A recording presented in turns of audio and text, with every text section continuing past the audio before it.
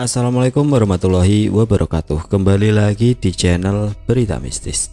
Untuk kisah kali ini ada sebuah cerita yang diambil dari Facebook dari tulisannya akun yang bernama Red Husen.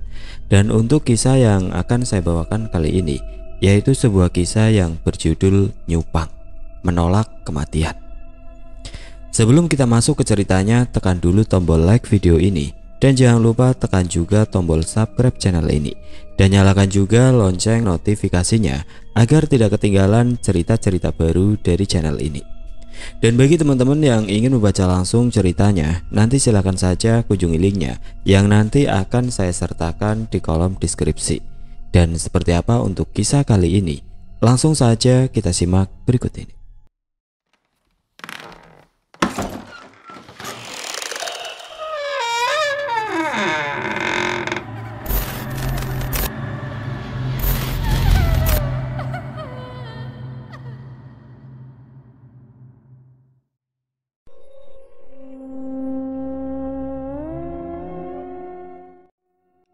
Kali ini saya akan mengangkat cerita berdasarkan kisah nyata.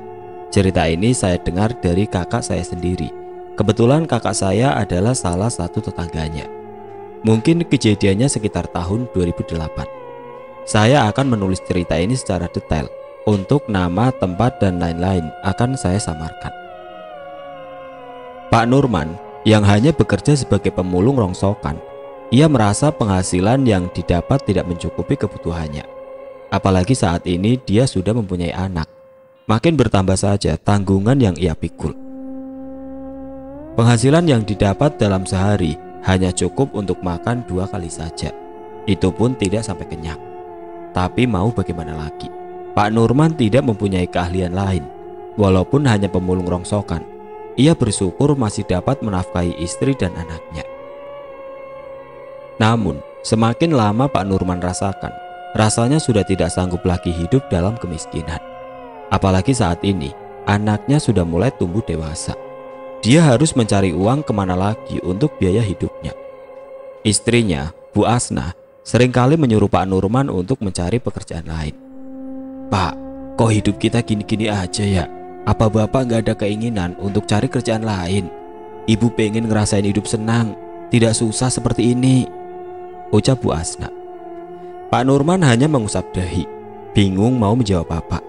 Dirinya sudah susah payah mencari kerjaan, namun tidak ada yang nerimanya. "Sabar ya Bu, Bapak juga lagi berusaha cari kerjaan lain. Kemarin mau ikut kerja proyek, tapi udah full karyawannya," jawab Pak Nurman. "Bapak juga tidak mau Bu, hidup susah begini. Bapak juga pengen bahagiakan Ibu," lanjut Pak Nurman. Bu Asna hanya diam. Semenjak menikah dengan Pak Nurman, rasanya hidup Bu Asna semakin sulit. Tapi Bu Asna tidak bisa menyalahkan suaminya. Kemudian Pak Nurman pamit untuk mencari rongsokan. Setelah seharian Pak Nurman mencari rongsokan, akhirnya rongsokan yang ia cari sudah terkumpul banyak. Lalu ia pun menjualnya ke pengepul. "Ini uangnya Pak," ucap sang pengepul yang memberikan uang sebesar Rp20.000. Setelah menerima uang, Pak Nurman pun pulang. Perut Pak Nurman terasa lapar. Sebenarnya Pak Nurman ingin sekali membelanjakan uang tersebut, namun ia ingat anak istrinya di rumah. Sesampainya di rumah, Pak Nurman langsung memberikan uang tersebut kepada istrinya. Lalu ia pergi ke dapur untuk makan sore. Namun ketika ia membuka tutup saji yang ada di atas meja, ternyata tidak ada apa-apa. Nasi pun tidak ada. Pak Nurman hanya terdiam. Dalam hatinya ia menyesal telah membawa anak dan istrinya menderita. "Maaf Pak, hari ini Ibu tidak masak, beras sudah habis," ucap Bu Asna yang tiba-tiba mengagetkan suaminya. "Aduh Bu, bikin kaget saja. Tidak apa-apa Bu, Bapak sudah makan tadi di luar," ucap Pak Nurman sambil memegangi perutnya yang keroncongan. "Rangga sudah makan Bu?" tanya Pak Nurman. "Ini mau beli makan buat Rangga," jawab Bu Asna. Kemudian Bu Asna pergi ke warung untuk membeli beras dan telur serta bumbu dapur lainnya. Malamnya Pak Nurman langsung tidur, mungkin karena ngantuk atau kecapean, padahal malam belum terlalu larut. Sementara Bu Asna, ia masih memasak di dapur untuk makan malam bersama anak dan suaminya. Setelah masakan siap dihidangkan, Bu Asna segera membangunkan suaminya. "Pak, bangun, ayo makan dulu," ucap Bu Asna. Namun Pak Nurman tidak juga bangun. Sepertinya memang benar-benar kecapean. Lalu Bu Asna mengajak anaknya untuk makan dan menyisakan masakan untuk suaminya. Selesai makan, Bu Asna masih terjaga. Ia duduk di samping suaminya. Melihat suaminya yang tidur begitu pulas, Bu Asna hanya mengusap-ngusap kening suaminya. Tidak lama kemudian, Bu Asna merasakan kantuk. Hingga akhirnya, ia tertidur di dada suaminya. Kehidupan rumah tangga mereka memang sangat memprihatinkan. Rumah yang mereka tempati sudah tidak layak. Baju yang mereka pakai bisa dikatakan sudah jelek atau tambalan. Dalam tidurnya, Pak Nurman mendengar suara yang teriak memanggilnya. Namun tidak ada orang. Ia melihat hanya ada istrinya sendiri. Tiba-tiba suara itu terdengar kembali. Rupanya dari arah belakang sudah ada yang berdiri. Sontak Pak Nurman kaget. Pak Nurman tidak mengenali orang itu. Bahkan Pak Nurman sendiri tidak pernah melihatnya. Yang membuat Pak Nurman heran ketika ia melihat anaknya Rangga sudah bersama orang itu. "Rangga, bukannya kamu tadi sudah tidur?" tanya Pak Nurman. Namun Rangga tidak menjawab. Tatapan Rangga kosong. Pak Nurman merasa aneh terhadap sikap anaknya. Tidak biasanya Rangga seperti itu. Rangga anak yang ceria. "Rangga, kamu dengar ayah tidak?" tanyanya sekali lagi. Tetap saja Rangga tidak memberi jawaban. Tatapannya masih kosong. Tiba-tiba orang itu mengeluarkan sebilah pisau dari pinggangnya. Pak Nurman hanya berdiri. Ia tidak mengerti apa yang hendak dilakukan orang itu kepada anaknya. "Kamu ingin kaya kan?" tanyanya kepada Pak Nurman. "Apa maksudnya?" Pak Nurman balik bertanya. "Kamu ingin kaya tidak?" tanya orang tersebut dengan pertanyaan yang sama. Pak Nurman kemudian diam. Ia masih memikirkan maksud dari ingin kaya. Tanpa perintah, Pak Nurman langsung menjawab, "Ya, saya ingin kaya." Dengan sekejap orang tersebut langsung menusukkan pisau tepat di leher Rangga. Sontak Pak Nurman langsung menjerit histeris. "Rangga, Rangga, Rangga!" Pak Nurman terus meneriakkan nama anaknya. Bu Asna yang sedang tertidur mendengar suaminya berteriak. Ia langsung terbangun. "Pak, Bapak, bangun! Bapak kenapa?" tanya Bu Asna sekaligus membangunkan suaminya. Sontak Pak Nurman langsung terbangun. Badannya basah penuh keringat, nafasnya ngos-ngosan. Terlihat dari wajah Pak Nurman yang begitu panik. "Rangga, Bu, Rangga mana, Bu?" tanya Pak Nurman dengan nafas terengah-engah. "Rangga ada di kamar sedang tidur. Bapak kenapa sih?" tanya Bu Asna penasaran. Pak Nurman tidak menjawab pertanyaan istrinya. Ia beranjak menuju tempat tidur Rangga. Dilihatnya Rangga sedang tertidur pulas. Rupanya hanya mimpi," batin Pak Nurman sambil mengelus dada. Kemudian Pak Nurman kembali ke kamarnya. Pak Nurman masih memikirkan tentang mimpinya.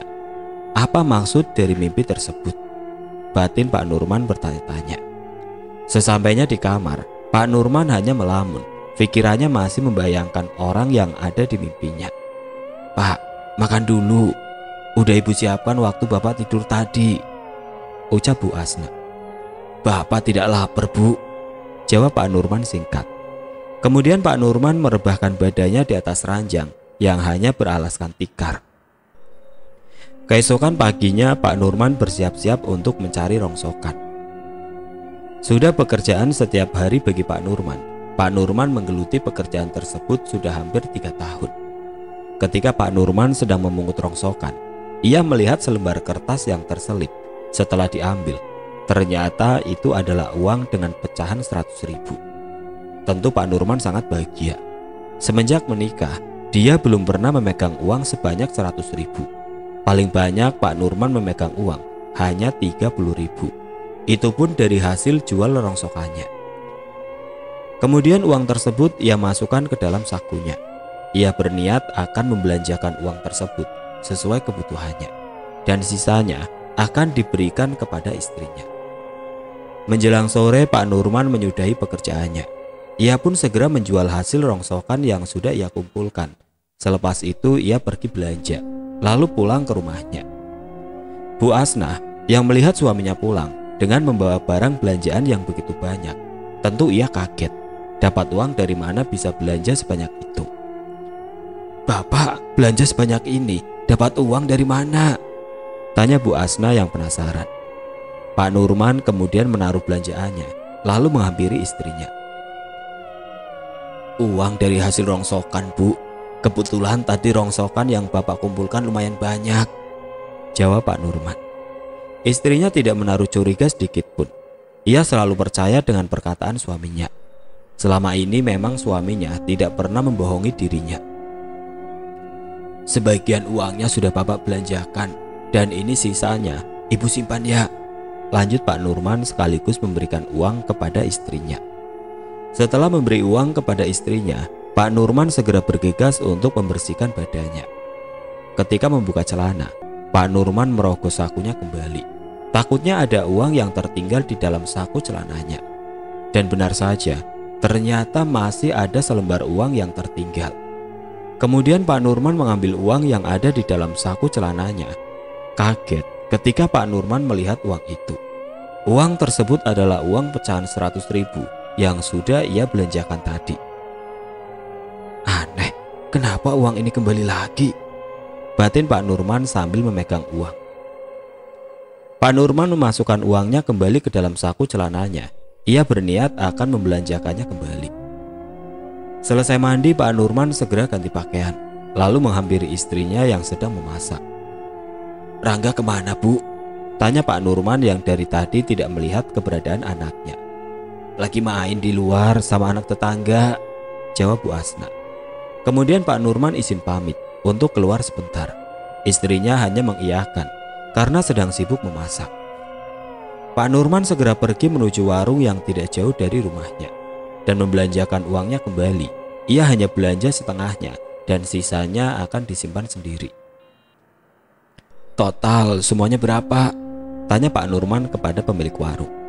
25.000 Pak, jawab pemilik warung.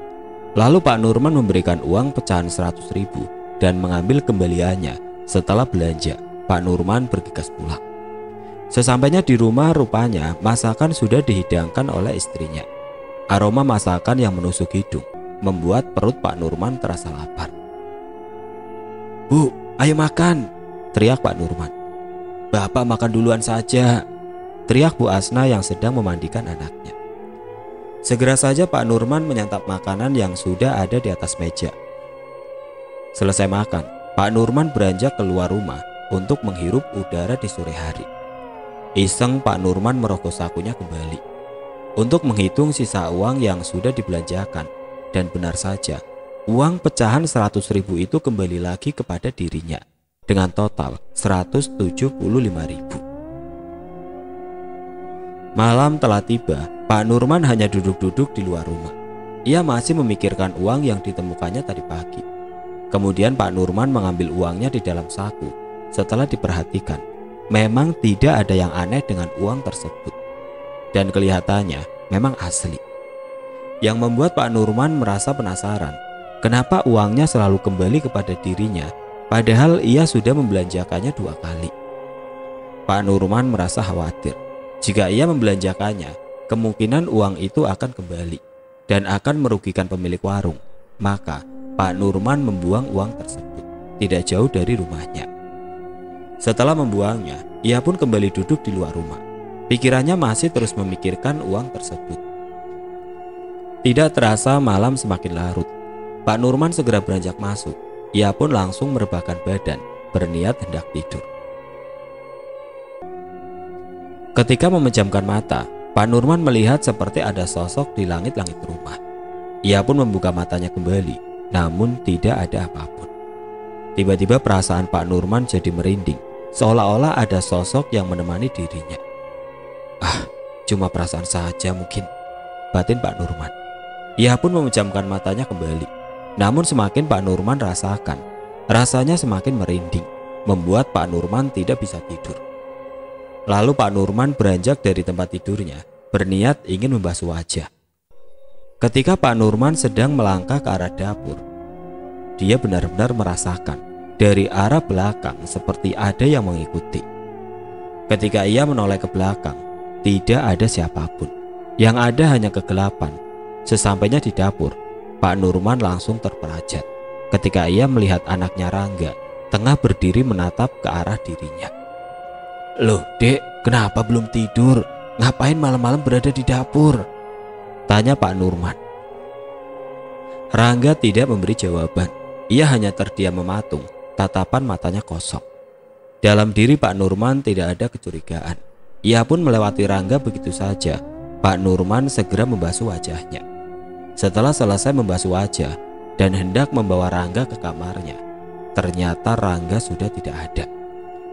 Aneh, kemana Rangga? Perasaan tadi masih berdiri di sini. Masa sudah pergi ke kamar? Kok tidak terdengar langkah kakinya? Batin Pak Nurman bertanya-tanya. Pak Nurman segera menuju kamar Rangga, dan ia melihat Rangga sedang tertidur lelap.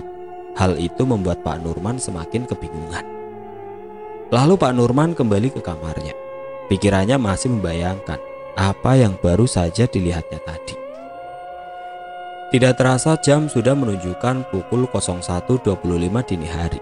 Mata Pak Nurman masih terjaga, tidak merasakan kantuk sedikit pun. Tiba-tiba dari arah luar terdengar suara orang yang mendengus. Sangat jelas terdengar di telinga Pak Nurman. Penasaran, Pak Nurman beranjak dari tempat tidurnya. Ia ingin memastikan siapa yang berada di luar. Secara perlahan Pak Nurman membuka pintu. Dan benar saja, tidak jauh dari dalam rumah, Pak Nurman melihat sosok mengerikan yang membelakangi dirinya. Sosok yang Pak Nurman lihat seperti sedang memakan sesuatu. Pak Nurman segera menutup pintunya kembali dan langsung pergi ke kamar. Dari dalam kamar, badan Pak Nurman terasa menggigil. Ia ingin membangunkan istrinya, namun tidak tega. Dengan perasaan yang tidak karuan, Pak Nurman memaksa memejamkan matanya. Wajahnya ia tutup dengan kedua tangannya. Tepat jam 2, Pak Nurman baru bisa tidur. Di dalam tidurnya, Pak Nurman bermimpi. Mimpi yang sama pada mimpi sebelumnya. Sontak Pak Nurman langsung menjerit ketika ia bangun dengan nafas terengah-engah. Ternyata hari sudah hampir siang. Ada apa ini? Mimpi yang sama terus berulang, batin Pak Nurman. Pak Nurman segera mengambil handuk dan bergegas mandi. Ia melihat istrinya sedang memasak, sementara anaknya masih tertidur pulas. Selesai mandi, Pak Nurman bersiap-siap untuk mencari rongsokan. Ketika Pak Nurman menoleh ke arah ranjang, ia melihat uang 100.000 sudah tergeletak. Kemudian Pak Nurman mengambil uang tersebut.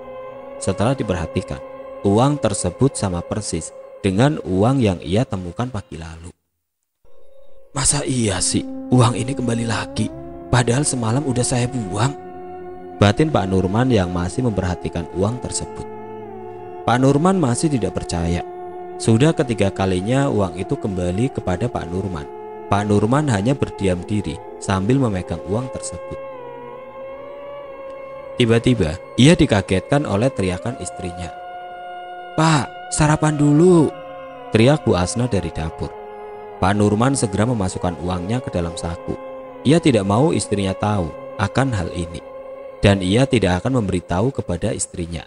Ia takut istrinya curiga. "Iya Bu, sebentar!" teriak Pak Nurman dari dalam kamar. Lalu Pak Nurman menghampiri istrinya di dapur. Di atas meja, hidangan makanan sudah tersaji. Pak Nurman segera mengambil piring dan siap menyantap makanan di atas meja. Sementara Bu Asna, ia membangunkan anaknya, kemudian memandikannya. Selesai sarapan, Pak Nurman siap-siap berangkat mencari rongsokan. Ia pun pamit kepada istrinya. Ketika sedang mencari rongsokan, dari kejauhan, Pak Nurman melihat seorang kakek-kakek yang tengah berdiri. Sepertinya kakek tersebut memang sengaja menunggu Pak Nurman. Penasaran, Pak Nurman pun menghampiri dan menyapa kakek tersebut. "Maaf kek, sepertinya saya baru melihat kakek di sini. Kakek sedang menunggu siapa?" sapa Pak Nurman. Kakek itu hanya diam saja. Wajahnya datar, pandangannya mengarah ke depan. Melihat ekspresinya membuat Pak Nurman semakin penasaran. "Halo, kakek, kakek. Kakek dengar suara saya tidak?" tanya Pak Nurman. Tiba-tiba, "Bakar dan musnahkan," ucap kakek. Setelah mengucapkan kalimat itu, kakek tersebut pergi meninggalkan Pak Nurman. Pak Nurman sendiri bingung apa maksud ucapan kakek tadi, bakar dan musnahkan. Pak Nurman ingat akan uang yang ia temukan tadi pagi di atas ranjang. Mungkin saja maksud kakek tadi menyuruh Pak Nurman untuk membakar uang tersebut. Tapi Pak Nurman tidak berpikir jauh ke situ. Ah, sudahlah, lagi pula saya tidak kenal sama kakek itu, batin Pak Nurman. Hari sudah menjelang sore, kemudian Pak Nurman melanjutkan pekerjaannya. Satu persatu barang bekas sudah ia kumpulkan. Setelah dirasa cukup banyak, ia pun menjualnya. Seperti biasa, Pak Nurman hanya menerima uang sebesar kurang lebih 35.000. Pak Nurman bergegas pulang. Sebelum sampai ke rumah, Pak Nurman membelanjakan uangnya terlebih dahulu untuk kebutuhan dapur. Tapi uang 100.000 tidak ikut dibelanjakan. Pak Nurman masih merasa ragu. Sesampainya di rumah, Pak Nurman tidak langsung masuk. Ia hanya duduk di halaman rumah untuk melepas lelah. Bu Asna yang melihat suaminya duduk di luar rumah, ia pun segera menghampiri. "Loh Pak, kenapa tidak masuk? Kok malah duduk di luar?" tanya Bu Asna. Pak Nurman hanya diam. Tangannya masih memegang belanjaan, kemudian memberikan belanjaannya kepada istrinya. "Lagi mengeringkan keringat dulu, Bu. Oh ya, ini Bapak beli sayuran dan bumbu dapur lainnya," ucap Pak Nurman. "Masuk dulu Ki Pak, sudah sore, cepat mandi," lanjut Bu Asna. Pak Nurman menuruti perintah istrinya. Ia segera masuk, lalu mengambil handuk dan langsung mandi. Selesai mandi seperti biasa, Pak Nurman hanya duduk-duduk di luar rumah sambil menunggu masakan siap dihidangkan oleh istrinya. Dan benar saja, tidak lama kemudian terdengar suara istrinya memanggil. "Pak, makan dulu," teriak istrinya dari dapur. Pak Nurman segera masuk ke dalam dan langsung menuju dapur. Ia pun segera makan, karena memang dari tadi perutnya menahan lapar. Selesai makan, Pak Nurman langsung masuk ke dalam kamar. Matanya terasa ngantuk, mungkin karena kemarin malam ia kurang tidur. Sesampainya di kamar, Pak Nurman merebahkan badannya. Tidak berapa lama Pak Nurman melihat anaknya yang sedang asik bermain. Pak Nurman segera menghampirinya, lalu mengajak anaknya ke suatu tempat. Rangga yang tidak mengerti mau diajak kemana, ia pun mengikuti ajakan ayahnya. Kedua mata Rangga ditutup kain, lalu Pak Nurman menuntunnya secara perlahan. Sesampainya di tempat yang dituju, Pak Nurman menghentikan langkahnya. Rangga yang penasaran, ia pun bertanya kepada ayahnya. "Apa sudah sampai, Ayah?" tanya Rangga dengan mata yang masih tertutup. "Sudah Nak," jawab Pak Nurman. Kemudian Pak Nurman menuntun Rangga naik ke atas meja. "Kamu berbaring di atas meja ini ya Nak," lanjut Pak Nurman. "Baik ya," ucap Rangga dengan polos. Lalu Pak Nurman mengambil sebilah pisau yang sudah diasah.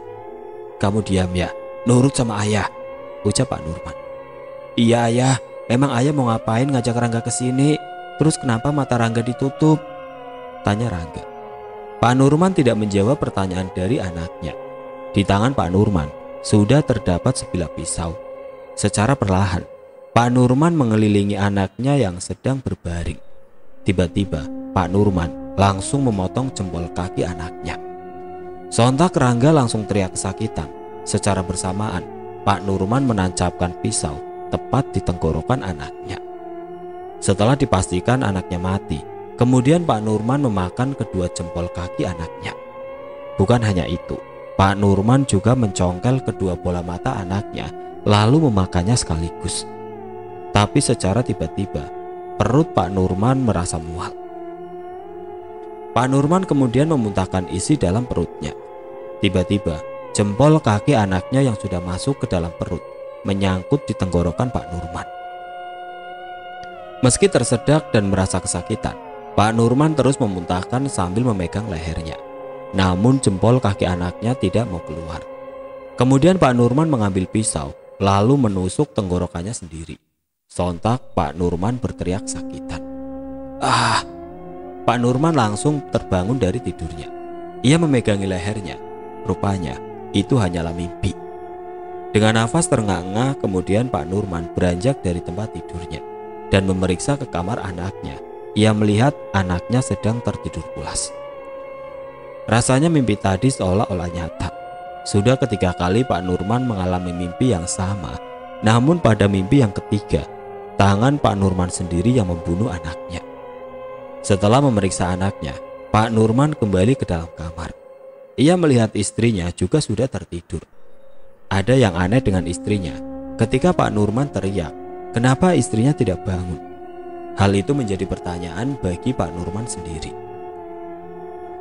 Pak Nurman melirik jam dinding. Waktu sudah menunjukkan pukul 02.45 dini hari. Pak Nurman memutuskan untuk berjaga sampai pagi. Ia tidak ingin mengalami mimpi yang sama. Meski matanya masih terasa ngantuk, tapi ia paksakan untuk tetap berjaga.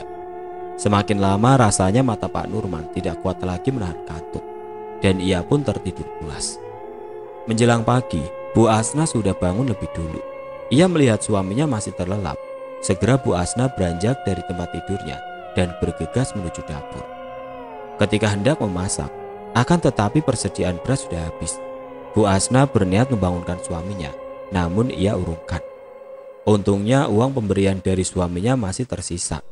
Segera Bu Asna pergi ke warung untuk membeli beras.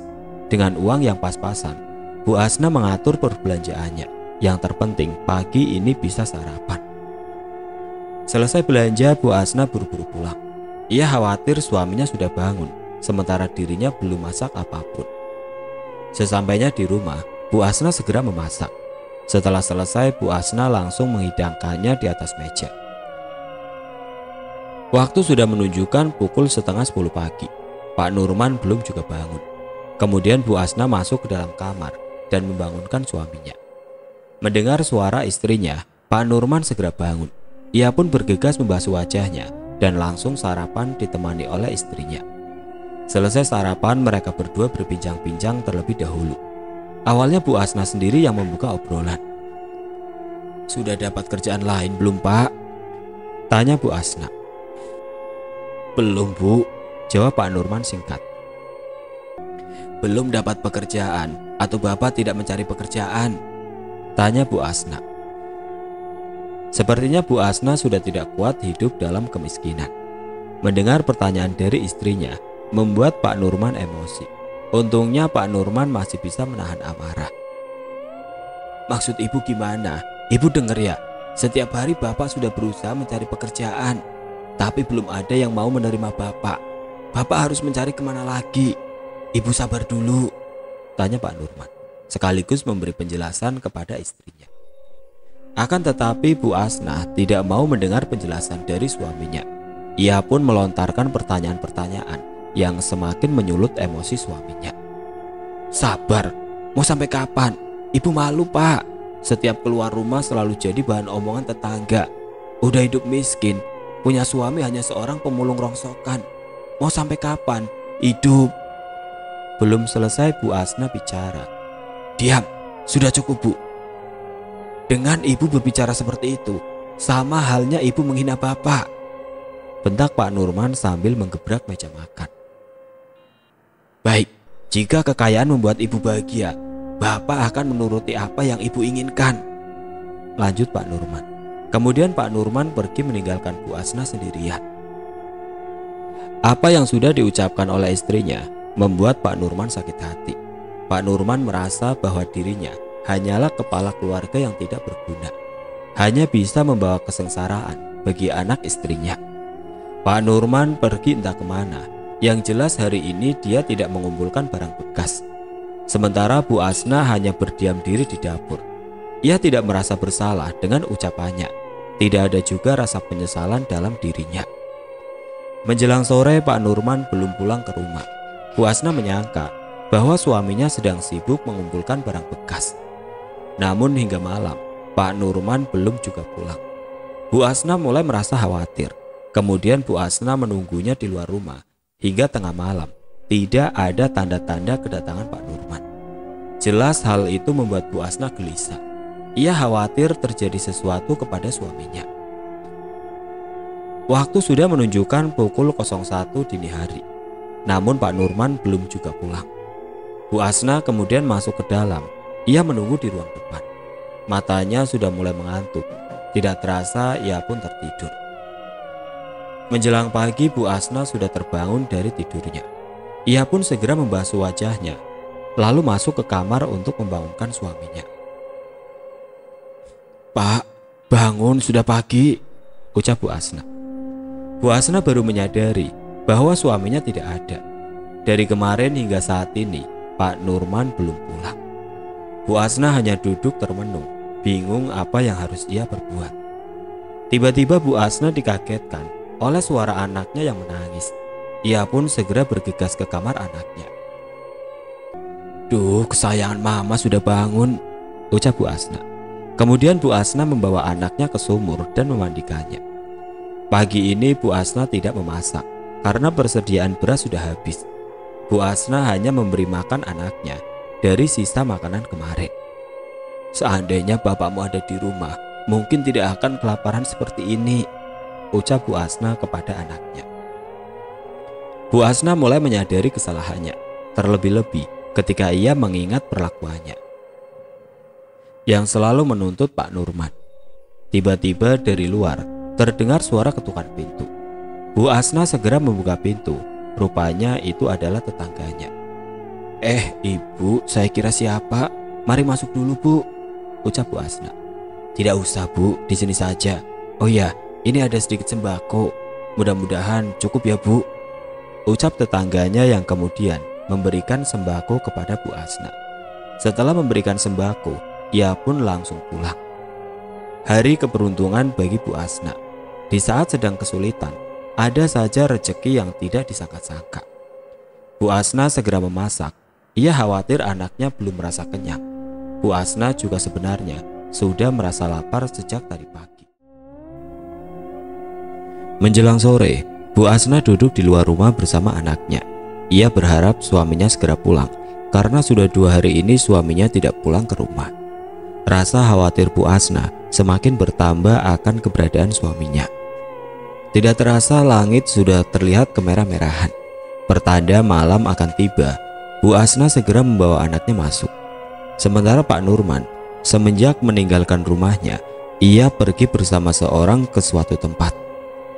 Awalnya ketika Pak Nurman kemudian duduk di pinggir jalan sambil merenung apa yang harus ia lakukan untuk mengubah nasibnya. Tiba-tiba dari arah belakang ada seseorang yang menepuk pundaknya. Tentu saja Pak Nurman kaget. Ia pun menoleh ke belakang. Dilihatnya lelaki tua parubaya tengah berdiri menatap Pak Nurman. Kemudian lelaki tua itu memperkenalkan dirinya.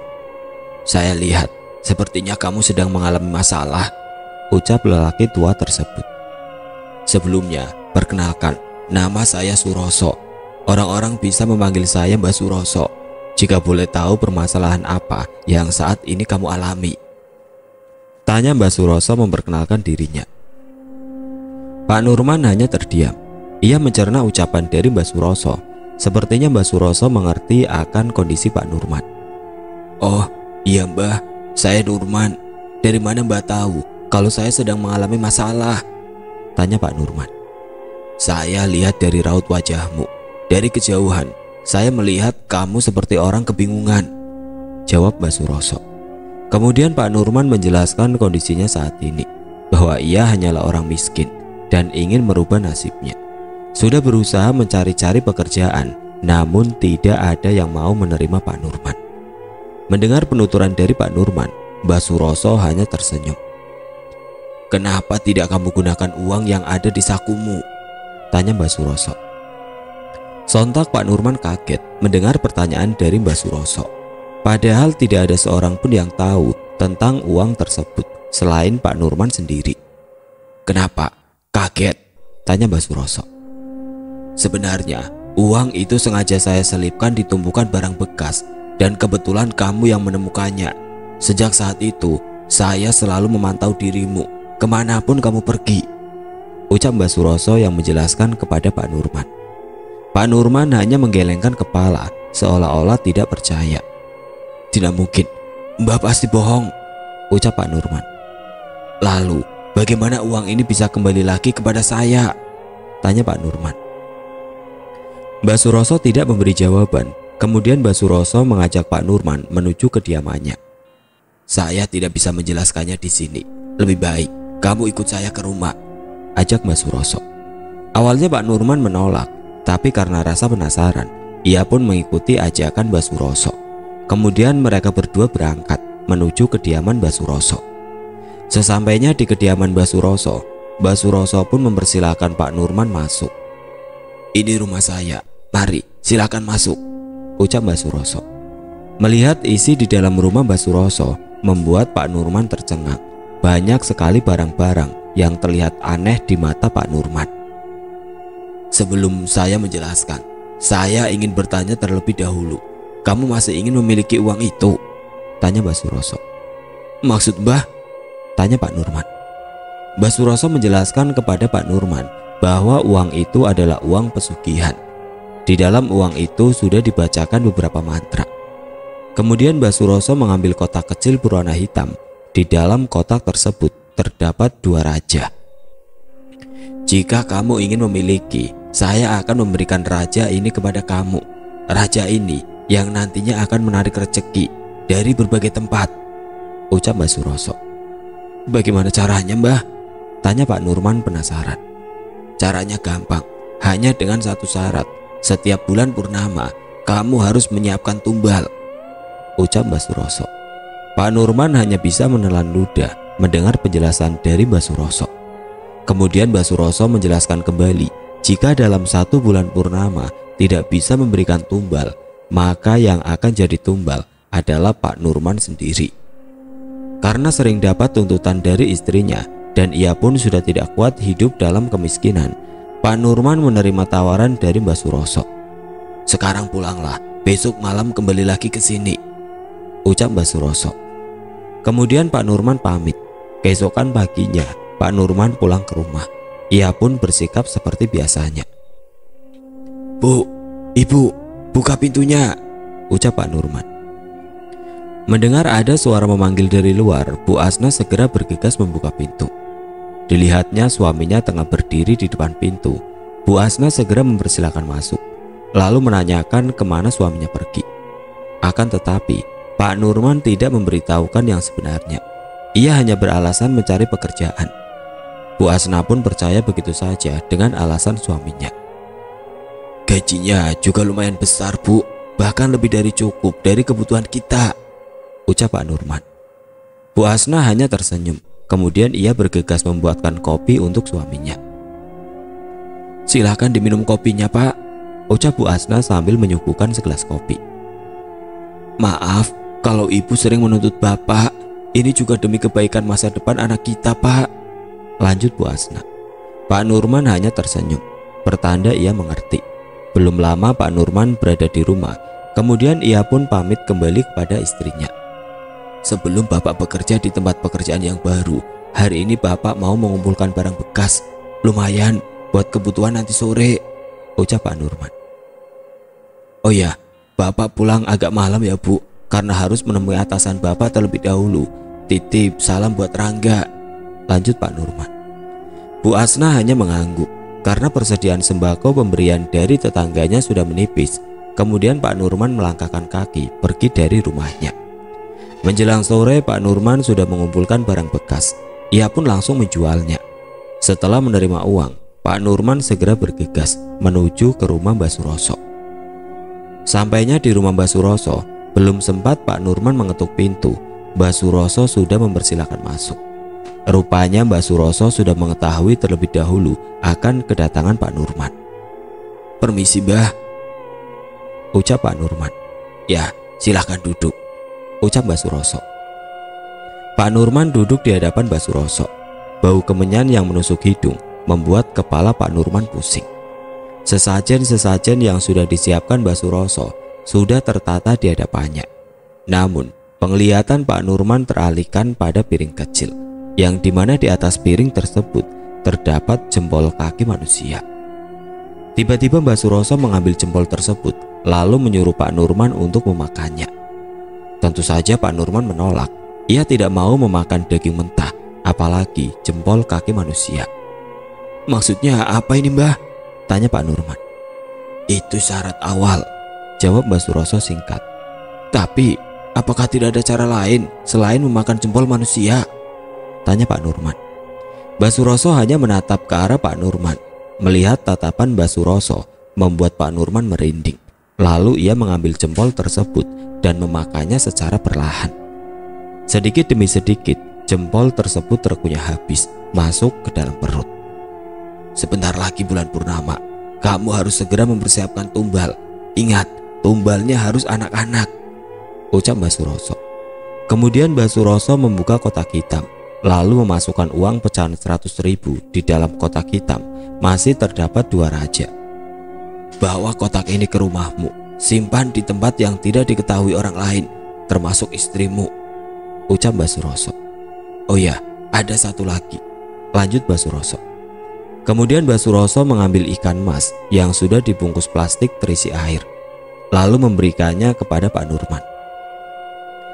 Jika di awal bulan purnama tidak mendapatkan tumbal, kamu bisa memakan ikan mas ini secara mentah-mentah, ucap Mbak Suroso.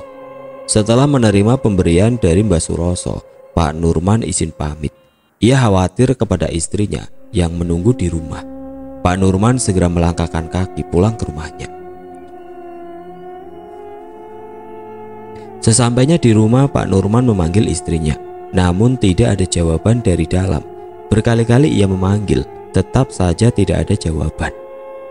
Apa dia sudah tidur? Batin Pak Nurman. Kemudian Pak Nurman membuka pintu. Rupanya pintu rumah tidak dikunci. Kesempatan bagi Pak Nurman untuk masuk ke dalam dan segera menyembunyikan kotak hitam pemberian Mbak Suroso.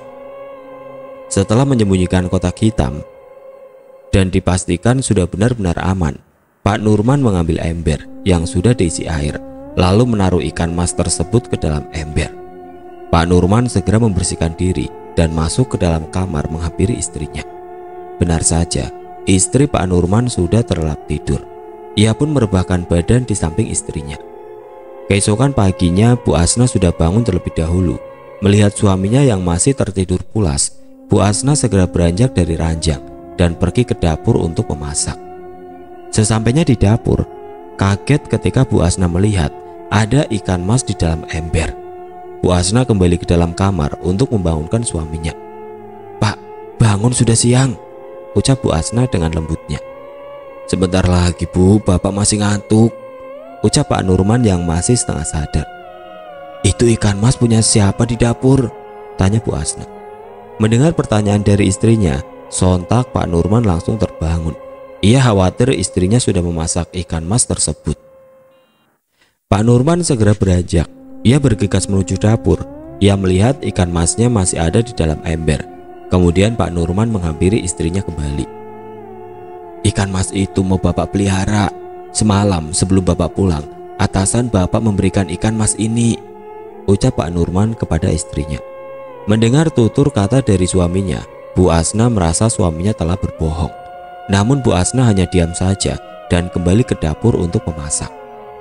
Pak Nurman yang masih berdiri di dalam kamar, ia ingat dengan kotak pemberian Mbak Suroso. Kemudian Pak Nurman memeriksa kotak hitam yang ia sembunyikan, lalu membukanya. Alangkah terkejutnya Pak Nurman ketika melihat isi dalam kotak tersebut. Di dalamnya terdapat banyak lembaran uang yang sudah tersusun rapi. Mata Pak Nurman terbelalak melihatnya. Percaya tidak percaya, uang yang di hadapan Pak Nurman memang nyata. Pak Nurman segera mengambil uang tersebut dan menyisakan selembar uang di dalam kotak, atau bisa disebut panjer. Lalu menutup kotak itu kembali dan menyembunyikannya. Setelah menyembunyikan kotak tersebut, Pak Nurman menghampiri istrinya di dapur, berniat hendak memberikan sebagian uang kepada istrinya. Dilihatnya, istrinya tengah sibuk memasak. Segera saja Pak Nurman langsung mendekat. Ibu, masak apa hari ini? Tanya Pak Nurman. Tentu saja Bu Asna kaget mendengar suara suaminya secara tiba-tiba. Bapak bikin kaget saja, ucap Bu Asna. Ibu lagi masak sayur buat sarapan pagi saja, untuk makan siang tidak ada, lanjut Bu Asna. Kemudian Pak Nurman merogoh sakunya dan mengeluarkan beberapa lembar uang dengan pecahan 100.000. Begini Bu, semalam Bapak dikasih pinjaman uang dari atasan Bapak dan nominalnya lumayan banyak, ucap Pak Nurman, memperlihatkan beberapa lembar uang kepada istrinya. "Uang ini ibu simpan ya, atau ibu bisa belanjakan sesuai kebutuhan ibu," lanjut Pak Nurman, yang kemudian memberikan uang kepada istrinya. Melihat uang yang begitu banyak, Bu Asna mulai menaruh curiga. Mana mungkin dikasih pinjaman sebanyak ini, sementara suaminya masih belum bekerja. Akan tetapi Bu Asna diam saja. Dengan sorot mata yang penuh curiga, Bu Asna menerima uang pemberian dari suaminya. "Bapak pamit dulu ya, atasan bapak sudah menunggu," ucap Pak Nurman. "Loh, bapak tidak sarapan dulu?" tanya Bu Asna. "Bapak sarapan di luar saja, Bu," jawab Pak Nurman. "Ya sudah Pak, hati-hati ya," ucap Bu Asna. Setelah berpamitan kepada istrinya, Pak Nurman pun berangkat. Tidak lupa ia menitip salam kepada anaknya.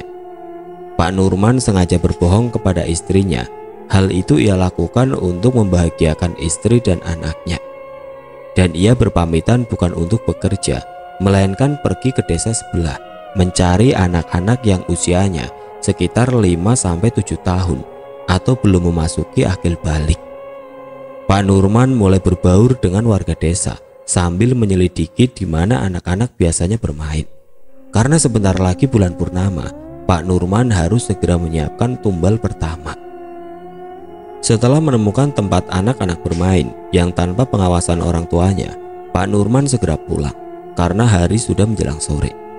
Dalam perjalanan, Pak Nurman mulai mengatur rencana agar tidak dicurigai orang lain, apalagi ia belum pernah melakukan hal ini sebelumnya. Tentu akan terasa sangat sulit. Tidak terasa Pak Nurman sudah hampir sampai di rumahnya. Ia melihat anaknya sedang bermain di halaman rumah. Melihat anaknya yang tengah bermain, Pak Nurman teringat akan mimpinya. Ia pun segera menghampiri anaknya dan membawanya masuk ke dalam rumah. "Bu, bapak pulang," teriak Pak Nurman. Namun tidak ada jawaban dari istrinya. Tidak berapa lama, terlihat istrinya baru datang membawa belanjaan. "Ibu dari mana? Kenapa membiarkan Rangga bermain sendirian?" tanya Pak Nurman. Pertanyaan Pak Nurman terdengar aneh di telinga Bu Asna. "Ibu habis belanja dari warung. Biasanya Rangga main sendiri. Bapak kok kelihatannya khawatir sekali sama Rangga?" tanya Bu Asna. "Ya khawatir lah Bu. Lain kali jangan biarkan Rangga main sendiri," ucap Pak Nurman. Bu Asna hanya mengangguk. Kemudian ia pergi ke dapur untuk memasak. Menjelang malam, tanpa sepengetahuan istrinya, Pak Nurman keluar rumah. Ia akan mencari tempat untuk persembahan. Dengan langkah yang mengendap-endap, Pak Nurman memasuki area perkebunan. Setelah menemukan tempat dan dipastikan benar-benar aman, segera saja Pak Nurman membuat gubuk dari sisa kayu yang berserakan. Tidak lama kemudian, gubuk yang dibuatnya sudah berdiri kokoh. Ia pun segera pulang karena khawatir istrinya akan curiga. Dan benar saja, sesampainya di halaman rumah, terlihat istrinya sudah menunggu di depan pintu. "Dari mana Pak? Tidak biasanya malam-malam keluyuran?" tanya Bu Asna penasaran. Itu bapak habis," ucap Pak Nurman gugup. "Ya sudah, makan dulu, udah ibu siapkan di dapur," ucap Bu Asna memotong perkataan suaminya. Dengan perasaan yang tidak karuan, Pak Nurman masuk ke dalam, melewati istrinya begitu saja. Hampir saja, batin Pak Nurman sambil menghela nafas. Kemudian Pak Nurman menuju ke dapur. Ia pun menyantap makanan yang sudah dihidangkan oleh istrinya. Selesai makan, Pak Nurman masuk ke dalam kamar dan langsung tidur. Karena nyenyaknya tidur, Pak Nurman bermimpi. Sehingga ia pun terbangun di pertengahan malam, tepatnya jam 1 dini hari. Tenggorokan Pak Nurman terasa haus. Segera ia beranjak ke dapur untuk mengambil air minum. Ketika Pak Nurman hendak kembali ke kamar, ia dikagetkan oleh ikan mas yang dipeliharanya. Ikan mas itu menatap ke arah Pak Nurman.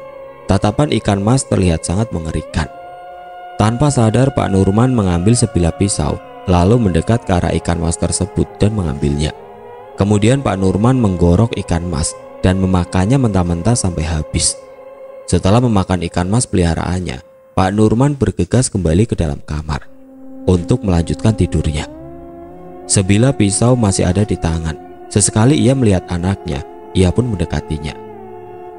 "Ayah, jangan bunuh Rangga. Rangga mohon," ucap Rangga mengiba kepada ayahnya. Akan tetapi Pak Nurman tidak mendengar ucapan anaknya. Padahal anaknya berkali-kali memohon. Pak Nurman mengelus-ngelus kening anaknya. Sebilah pisau sudah ia pegang dan sudah siap untuk menggorok leher anaknya. "Ayah, Rangga takut. Rangga belum mau mati." Lagi-lagi Rangga mengiba kepada ayahnya. Sebilah pisau yang tajam semakin dekat dengan leher Rangga dan mendarat di tenggorokannya. "Jangan ayah, Rangga masih ingin hidup," ucap Rangga yang mulai mengeluarkan air mata secara perlahan. Pak Nurman mulai menggerakkan pisaunya dan siap menggorok leher anaknya. Tiba-tiba, "Bapak!" teriakan istrinya memekikkan telinga Pak Nurman. Sontak saja Pak Nurman langsung terbangun. Rupanya hari sudah hampir siang. Walau masih setengah sadar, Pak Nurman segera bergegas menghampiri istrinya. "Ada apa, Bu? Kok teriak-teriak?" tanya Pak Nurman. "Lihat Rangga, Pak. Rangga mati," ucap Bu Asna sambil menangis. "Ibu jangan bercanda," ucap Pak Nurman. Kemudian Pak Nurman menghampiri anaknya yang sedang tidur. Dan benar saja, anaknya sudah tidak bernyawa. Dari leher Rangga terlihat bekas sayatan pisau, tapi tidak mengeluarkan darah. Daging di bagian tangan dan kakinya sudah robek, seperti digerogoti binatang buas. Pak Nurman hanya bisa memaki dirinya sendiri. Melihat tubuh anaknya yang sudah terbujur kaku, ada rasa penyesalan dalam diri Pak Nurman. Tapi mau bagaimana lagi? Takdir sudah berkehendak lain. Bu Asna terus menangis melihat anak semata wayangnya mati. Hanya saja Bu Asna tidak mengetahui bahwa anaknya sudah dijadikan tumbal oleh suaminya sendiri. Mereka berdua membawa Rangga ke sebuah gubuk, yang mana gubuk ini dipersiapkan untuk tumbal berikutnya. Pak Nurman segera menggali kubur dan memasukkan Rangga begitu saja seperti halnya binatang. Setelah selesai, mereka berdua langsung bergegas pulang. Sesampainya di rumah, Pak Nurman dan Bu Asna bertengkar. Hal itu karena Bu Asna tidak terima melihat anaknya dikubur layaknya seperti binatang. Bu Asna terus memojokkan suaminya sehingga membuat Pak Nurman marah dan hampir saja Pak Nurman membunuh Bu Asna. "Bapak melakukan semua ini karena tuntutan dari ibu. Sebenarnya Bapak juga tidak mau," ucap Pak Nurman dengan tubuh gemetar. "Untuk kematian Rangga itu hanyalah kesalahan.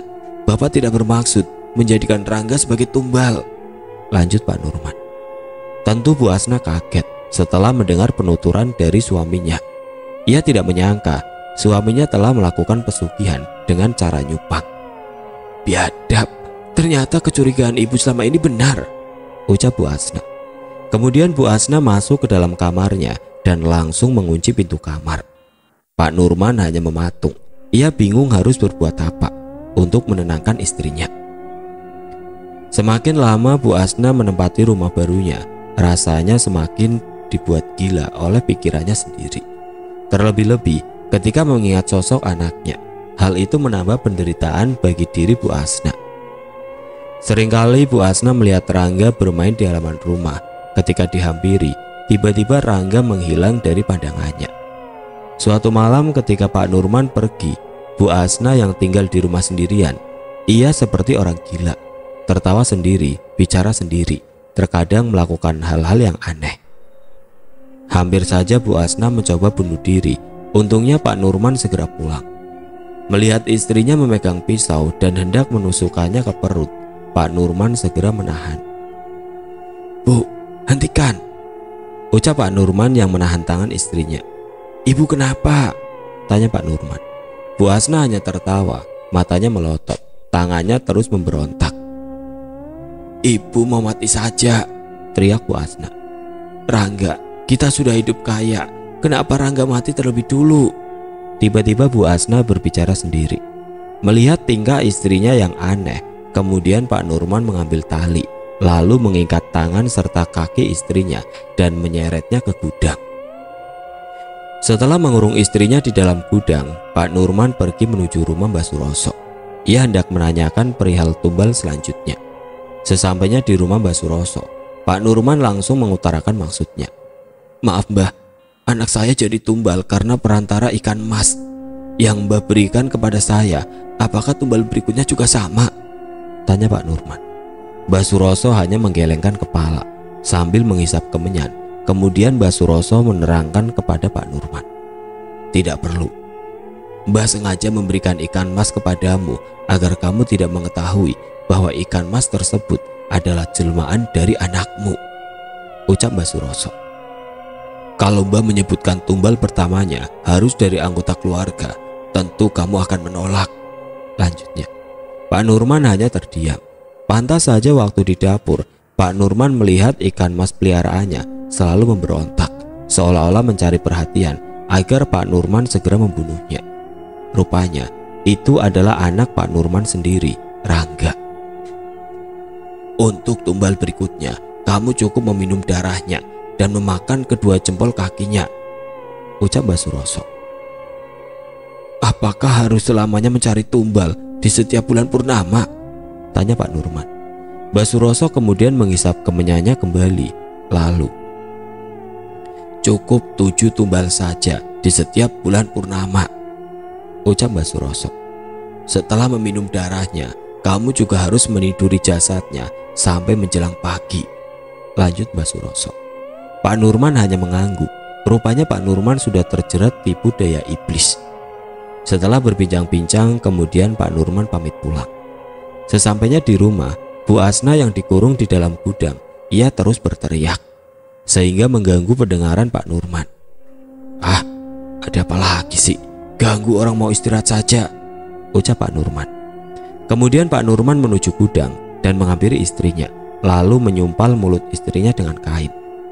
Seharusnya ibu bahagia karena kita sudah kaya raya, tapi kenapa ibu menjadi gila seperti ini, ucap Pak Nurman sambil menyumpal mulut istrinya dan mengikatnya dengan kain. Walaupun anak kita yang jadi korban, tapi kekayaan yang Bapak dapat sangat menjanjikan. Lihatlah perubahan Bapak sekarang, lanjut Pak Nurman. Sebenarnya Bu Asna tidak gila. Ia hanya trauma mengingat kematian anaknya. Apalagi dia sudah tahu kematian anaknya karena ditumbalkan oleh suaminya sendiri. Hal itu membuat batin Bu Asna semakin terpukul. Maafkan Bapak jika harus memperlakukan ibu seperti ini, ucap Pak Nurman. Selepas itu Pak Nurman meninggalkan istrinya begitu saja. Ia pun masuk ke dalam kamar untuk beristirahat. Belum sempat merebahkan badan, terdengar pintu gudang seperti digedor, membuat Pak Nurman emosi. Ia pun kembali ke gudang dan memasung tangan serta kaki istrinya. Sekarang ibu diam ya, jangan berisik, Bapak mau istirahat, ucap Pak Nurman. Bu Asna hanya melihat suaminya dengan mata nanar. Ia tidak menyangka suaminya setega itu menghukum istrinya. Ingin rasanya berteriak meminta tolong, namun apa daya, mulut disumpal, kaki dan tangan dipasung. Bu Asna hanya bisa pasrah, berharap suaminya segera sadar akan kelakuannya. Akhirnya bisa istirahat, ucap Pak Nurman. Dalam hatinya ia juga tidak tega jika harus memperlakukan istrinya seperti itu. Tidak lama kemudian Pak Nurman tidur dengan pulasnya. Keesokan paginya Pak Nurman membuat masakan untuk istrinya, lalu mengantarnya ke gudang. Ibu lapar ya, ayo makan dulu, Bapak suapin, ucap Pak Nurman. Bu Hasna hanya menggelengkan kepala. Ia tidak membuka mulutnya meski dipaksa oleh suaminya. Baik, kalau ibu tidak mau makan, jangan salahkan Bapak jika ibu sakit, ucap Pak Nurman. Jika ibu lapar, nasi dan lauknya Bapak taruh di atas meja, lanjut Pak Nurman, yang kemudian pergi meninggalkan istrinya. Pak Nurman pergi menemui Rudi. Rudi adalah orang bayaran Pak Nurman yang akan membantunya untuk mencarikan tumbal. Karena sebentar lagi bulan purnama, maka Pak Nurman harus segera mendapatkan tumbal. Mereka berdua bertemu di salah satu tempat. Gimana Rud? Apa kamu bersedia membantu saya? Tanya Pak Nurman. Asalkan bayarannya sesuai, saya bersedia, jawab Rudi menunggu perintah dari Pak Nurman. Pak Nurman menghitung uang dari dalam amplop, lalu memberikannya kepada Rudi. Saya kasih separuh dulu, sisanya nanti setelah tugasmu selesai, ucap Pak Nurman. Segera laksanakan sekarang, perintah Pak Nurman. Setelah mendapat perintah dari Pak Nurman, Rudi segera melaksanakan tugasnya. Tugas yang diemban oleh Rudy tentu sangatlah mudah. Hal itu karena Rudy pandai bergaul dengan anak-anak. Rudy mulai menelusuri tempat anak-anak bermain. Dari satu desa ke desa yang lain, target Rudy bukan hanya 1 orang anak kecil saja, melainkan 6 orang anak kecil. Pak Nurman sendiri memerintahkan Rudy untuk mencari 1 anak kecil di setiap desa. Hal itu agar warga sekitar tidak ada yang curiga. Tepat di sore hari, Rudy sudah mendapatkan seorang anak kecil. Sebelum membawanya ke Pak Nurman, Rudy mengajaknya jalan-jalan terlebih dahulu agar si anak kecil ini senang. Menjelang malam bulan purnama, Rudy segera membawa anak kecil tersebut ke rumah Pak Nurman. Dari kejauhan, Rudy melihat Pak Nurman sudah duduk di halaman rumah. Rupanya Pak Nurman dari tadi sedang menunggu Rudy. Ia khawatir jika Rudy gagal membawakan tumbal. "Saya kira nggak jadi datang," ucap Pak Nurman. Rudy hanya tersenyum tipis sambil mengedipkan mata, seolah-olah ia memberi kode kepada Pak Nurman. "Oke, saya paham," ucap Pak Nurman yang kemudian memberikan uang kepada Rudy. Setelah menerima uang, Rudy kembali ke dalam mobilnya dan membawa anak kecil tersebut ke hadapan Pak Nurman. "Dek, kamu sama om ini dulu ya sebentar," ucap Rudy menunjuk ke arah Pak Nurman. Anak kecil itu hanya mengangguk, menuruti perintah Rudy. Kemudian Rudy pun pergi meninggalkan rumah Pak Nurman. Lalu Pak Nurman membawa anak kecil tersebut masuk ke dalam rumahnya. "Siapa namamu, Dek?" tanya Pak Nurman. "Nama saya Renal, Om," jawabnya. Pak Nurman hanya mengangguk-anggukkan kepala. "Nanti malam ikut Om ya," ucap Pak Nurman. Renal hanya diam. Sebenarnya dia merasa tidak betah berada di rumah Pak Nurman. "Tidak Om, saya ingin pulang," ucap Renal. Kemudian Pak Nurman memberi sebuah mainan kepada Renal. Dengan senang hati Renal pun menerimanya dan mau mengikuti ajakan Pak Nurman. Tepat jam setengah 12 malam, Pak Nurman dan Renal bersiap untuk berangkat. Tapi tiba-tiba Renal terdiam. Lalu, "Om Rudy kemana? Tadi bilangnya sebentar, kok lama sekali?" tanya Renal. Pertanyaan Renal membuat Pak Nurman bingung harus menjawab apa. Ia pun mencari alasan agar Renal tidak banyak bertanya. "Oh, Om Rudy sudah menunggu kita di sana," jawab Pak Nurman. "Sudah, ayo berangkat, nanti keburu telat," lanjut Pak Nurman. Kemudian Pak Nurman menyalakan mesin mobilnya, lalu mereka berdua pun berangkat. Awalnya Renal merasa senang, namun ketika mobil yang dikendarai Pak Nurman memasuki perkebunan, Renal mulai merasakan ketakutan. Jalanan yang gelap, hanya ada cahaya dari lampu mobil, membuat Renal semakin ketakutan. Rasanya Renal ingin keluar dari dalam mobil, tapi mau kemana? Sementara dirinya tidak tahu jalan. Dengan dipenuhi rasa takut, tiba-tiba mobil yang dikendarai Pak Nurman berhenti. Lalu Pak Nurman mengajak Renal turun. "Kita sudah sampai, ayo turun. Soalnya dari sini kita akan berjalan kaki," ucap Pak Nurman. "Kita mau kemana Om? Kok tempatnya serem sekali?" tanya Renal.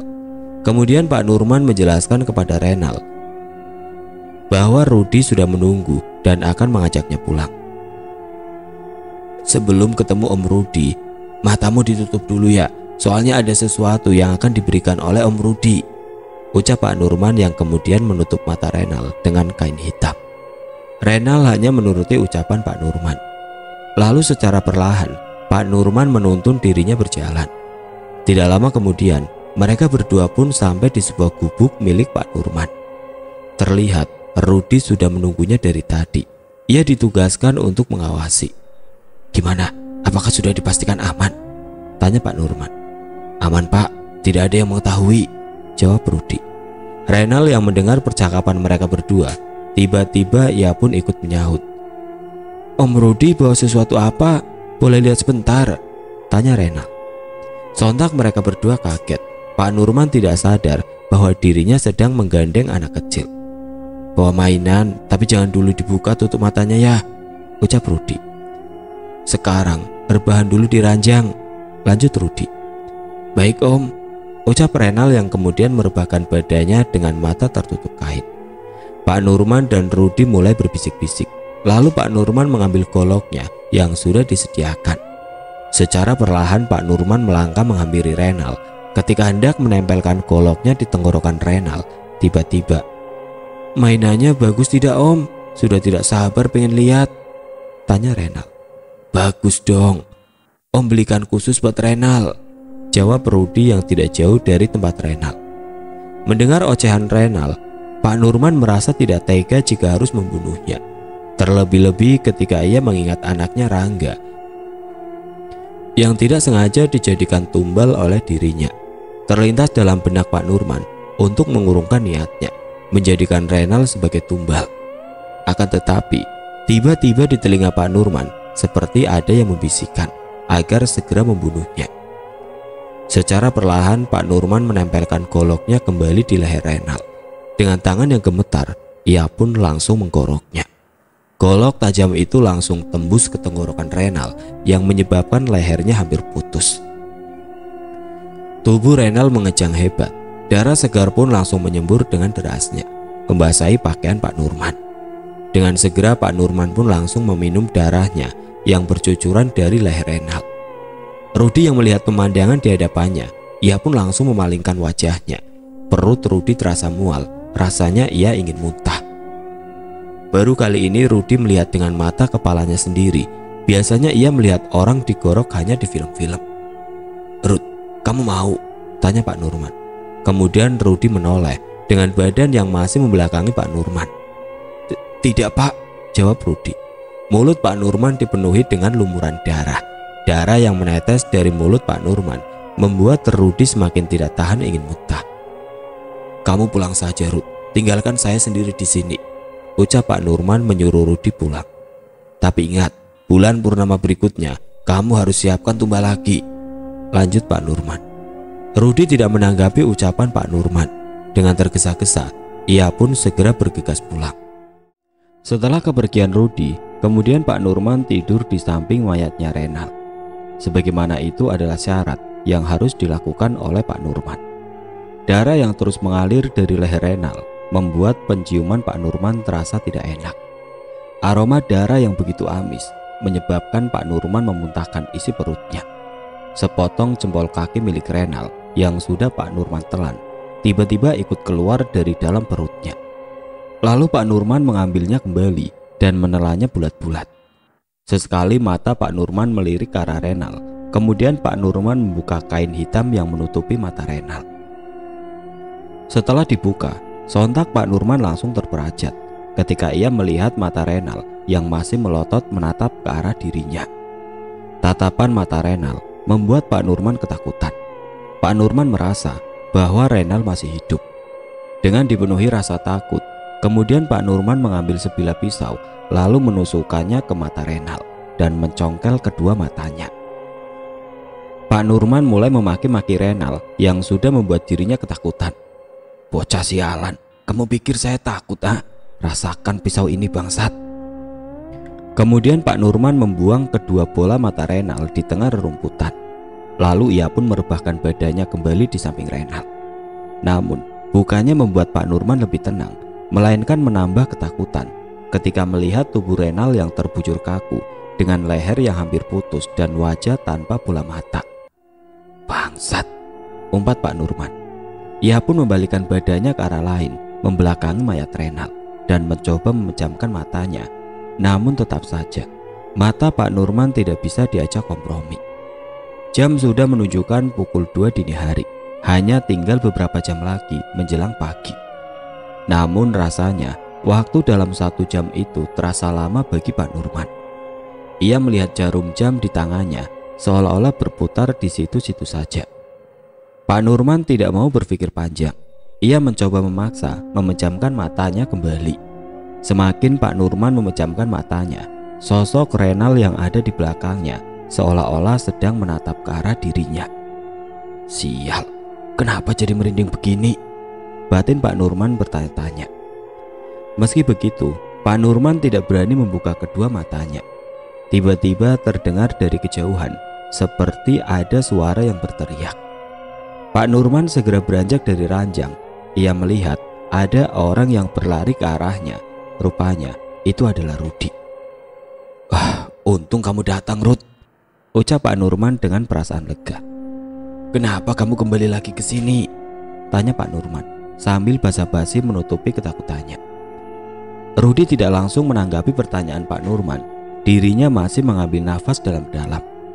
Terlihat dari wajah Rudi seperti orang ketakutan. Keringat dari keningnya mulai bercucuran. Setelah dirasa tenang, Rudi mulai menceritakan kejadiannya kepada Pak Nurman. Bahwa ketika Rudi berjalan dari arah belakang, seperti ada yang mengikuti dirinya. Apalagi ketika Rudi melirik ke arah pepohonan, Rudi merasa seperti ada yang mengawasi. Semakin lama bulu kuduk Rudi kian berdiri. Rudi pun mempercepat langkah kakinya agar segera sampai di perkampungan. Akan tetapi, kaki Rudi terasa berat untuk melangkah. Jalanan yang gelap, tanpa sedikit pun cahaya, Rudi hanya mengira-ngira jalan mana yang menuju ke arah perkampungan. Namun Rudi salah mengambil jalur. Tanpa ia sadari, kakinya melangkah semakin jauh menuju hutan. Rudi baru menyadari ketika dari arah samping ada yang menggandeng tangannya. Kemudian Rudi pun menoleh. Dilihatnya sesosok anak kecil yang sudah berdiri di sampingnya. Sontak Rudi pun langsung kaget ketika ia melihat sekeliling. Rupanya dirinya sudah tersesat. Sejauh mata memandang, yang ada hanyalah kegelapan dengan dipenuhi pepohonan besar. Yang membuat Rudi heran, bagaimana bisa seorang anak kecil berada di tengah hutan sendirian. Tidak lama kemudian, samar-samar terdengar suara cekikikan dari balik pohon. Tiba-tiba, Rudi dikagetkan oleh suara anak kecil yang berdiri di sampingnya. Anak kecil tersebut berbicara kepada Rudi. "Om, mari ikut saya. Saya akan tunjukkan jalan keluar dari hutan ini. Di sini bukan tempat Om. Nanti akan banyak lagi teman-teman saya yang berdatangan. Oh ya, saya ingin memperingatkan. Jangan sesekali melihat wajah saya. Wajah saya jelek, Om." Rudi tidak mengerti ucapan anak kecil tersebut. Lalu anak kecil itu berjalan mendahului Rudi, seolah-olah memberi petunjuk arah ke tempat Rudi semula. Tanpa pikir panjang, Rudi pun mengikuti langkah anak kecil yang ada di depannya. Rudi baru ingat, sebelum ia menuju gubuk, ia membawa senter dan dimasukkan ke dalam sakunya. Lalu Rudi mengambil senternya yang akan ia gunakan sebagai penerangan. Cahaya senter itu Rudi arahkan ke jalan yang akan dilaluinya. Akan tetapi, tanpa sengaja senter yang Rudi pegang mengarah ke kaki anak kecil tersebut. Sontak Rudi langsung terperajat ketika ia melihat dengan jelas kaki anak kecil itu tidak menapak tanah. Rudi tidak bisa menutupi ketakutannya. Ketakutan Rudi benar-benar sudah berada di puncaknya. Badan Rudi tiba-tiba kaku. Ia pun berhenti mematung dengan cahaya senter yang masih mengarah ke kaki anak kecil tersebut. "Om, kenapa berhenti? Ayo lanjutkan perjalanan. Di belakang Om sudah banyak yang mengikuti," ucap anak kecil itu dengan badan yang masih membelakangi Rudi. Mendengar ucapan anak kecil yang ada di depannya, sebenarnya dengan rasa penasaran, Rudi ingin sekali menoleh ke arah belakang. Namun di lain sisi, Rudi juga merasa ketakutan. Mungkin saja jika Rudi menoleh, akan membuat dirinya jatuh pingsan. Kemudian Rudi pun mengikutinya kembali. Meski merasa takut, Rudi mencoba untuk bersikap biasa saja. Pandangan anak kecil itu terus fokus ke depan, tanpa menoleh ke arah Rudi yang ada di belakang. Tidak lama kemudian, secara tiba-tiba, anak kecil tersebut berhenti, lalu menunjuk ke arah cahaya yang tidak jauh di hadapannya. "Sudah sampai," ucapnya. Dari kejauhan Rudi melihat sebuah gubuk. Sepertinya Rudi mengenali gubuk tersebut. Gubuk itu milik Pak Nurman. Lalu Rudi menghampiri anak kecil yang ada di depannya, berniat ingin mengucapkan terima kasih. Akan tetapi, ketika cahaya senter mengarah ke wajah anak kecil tersebut, Rudi terperajat kaget. Tangan Rudi gemetar memegangi senter. Rupanya anak kecil itu tidak memiliki wajah. Ia hanya memiliki mulut yang sudah menganga lebar tanpa lidah. Pemandangan di hadapan Rudi sudah benar-benar membuat nyalinya ciut. "Saya bilang juga apa, Om? Wajah saya jelek," ucapnya. Rudi mulai menghitung dalam hati, siap untuk berlari. Akan tetapi, lagi-lagi kaki Rudi terasa berat. Jangankan berlari, melangkah saja rasanya tidak mampu. "Bangsat, kaki, ayo dong cepat," batin Rudi sedikit mengumpat. Rudi hanya bisa berdiri mematung. Lalu tidak lama kemudian, anak kecil itu pun pergi dari hadapan Rudi. Namun, mata Rudi terus mengarah kemana anak kecil tersebut melangkah. Belum jauh anak kecil itu melangkah, tiba-tiba dia menghilang dari pandangan Rudi. Penasaran, kemudian Rudi mengarahkan cahaya senternya ke arah anak kecil itu. Dan benar saja, anak kecil itu sudah menghilang. "Goblok, ngapain saya malah mencari setan kecil sialan itu?" umpat Rudi. Rudi yang baru menyadari kakinya sudah bisa digerakkan. Ia pun langsung berlari tunggang langgang menuju gubuk Pak Nurman. Mendengar penuturan Rudi, Pak Nurman hanya mengangguk. Sebenarnya Pak Nurman sendiri sejak dari tadi merasa ketakutan. Untungnya tanpa diduga-duga, Rudi datang kembali ke gubuk. Kemudian Pak Nurman menyuruh Rudi untuk menemani dirinya. Tepat jam 4 pagi, mereka berdua mengubur mayat Renal di samping makamnya Rangga. Setelah selesai, mereka bergegas pulang agar tidak diketahui orang lain. Sesampainya di rumah, Pak Nurman segera merebahkan badannya di ranjang karena semalaman dirinya tidak tidur. Tidak terasa hari sudah siang, namun Pak Nurman masih terlelap dalam tidurnya. Tiba-tiba dari arah gudang terdengar suara teriakan istrinya, sehingga membuat Pak Nurman terbangun. Dengan keadaan yang masih ngantuk, ia pun menghampiri istrinya. "Ada apa lagi sih, Bu? Ibu tahu nggak, teriakan ibu itu sangat mengganggu sekali," ucap Pak Nurman. Pak Nurman kemudian membuka kain yang mengikat mulut istrinya. "Tolong lepaskan ibu, Pak. Ibu mau keluar dari sini," ucap Bu Asna. Mendengar ucapan istrinya, Pak Nurman hanya tertawa terbahak-bahak. Kemudian, "Oh, ibu mau keluar dari rumah ini?" tanya Pak Nurman. "Bapak tidak bodoh, Bu. Kalau ibu keluar dari rumah ini, nanti mulut ibu akan berbicara ke semua orang," lanjut Pak Nurman. Lalu Pak Nurman mengikat kembali mulut istrinya. Bu Asna berusaha memberontak. Ia menggigit tangan suaminya hingga berdarah. "Bangsat!" Plak. Pak Nurman langsung menampar pipi istrinya. "Mulai berani melawan sekarang ya?" ucap Pak Nurman. Seperti orang kesetanan, Pak Nurman mulai menganiaya istrinya hingga menyebabkan lebam di bagian pipi dan mengeluarkan darah di bagian mulut istrinya. Sadar apa yang sudah dilakukan, Pak Nurman pun segera menghentikannya. Kemudian Pak Nurman meninggalkan istrinya. Ia pun bergegas keluar mengendarai mobilnya untuk mencari angin segar sekaligus menenangkan pikirannya. Ia merasa rumahnya seperti neraka, bukan karena rumah itu hasil pesugihan, melainkan karena istrinya yang selalu mengganggu dirinya. Semakin lama kekayaan Pak Nurman kian bertambah banyak. Ia pun berencana ingin membangun rumah di daerah lain dan ingin mencari perempuan untuk menemani dirinya. Bukan untuk dijadikan istri, melainkan untuk memuaskan hasratnya. Segera saja Pak Nurman menemui Rudi karena Rudi satu-satunya orang yang ia percaya. "Rud, ada tugas untukmu," ucap Pak Nurman. Rudi terdiam sesaat. Dirinya masih bertanya-tanya, tugas apa lagi yang akan ia emban, sedangkan belum saatnya untuk mencari tumbal. "Kamu terlihat gelisah sekali. Jangan khawatir, saya tidak menyuruhmu untuk mencari tumbal," ucap Pak Nurman yang membuyarkan pikiran Rudi. "Saya berencana ingin membangun rumah baru. Tugasmu adalah tolong carikan lokasi di daerah mana saja. Tentukan harganya. Jika sudah sepakat, beritahu saya segera," lanjut Pak Nurman. Mendengar penjelasan Pak Nurman, Rudi akhirnya mengerti. 3 hari kemudian, Rudi segera bergegas melaksanakan tugas dari Pak Nurman. Setiap daerah sudah ia telusuri. Berbagai harga yang ditawarkan, Rudi memilih 2 tempat di daerah tersebut, yang nantinya Pak Nurman sendiri yang akan menentukan. Hari itu juga Rudi segera menemui Pak Nurman dan mengajaknya ke lokasi pertama yang rencananya akan dibangun rumah baru.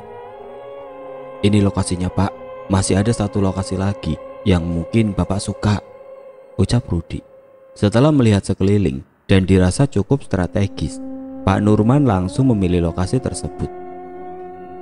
"Tidak usah, Rud, tempat ini sudah cukup. Saya memilih tempat ini untuk dibangun rumah," ucap Pak Nurman dengan mantapnya.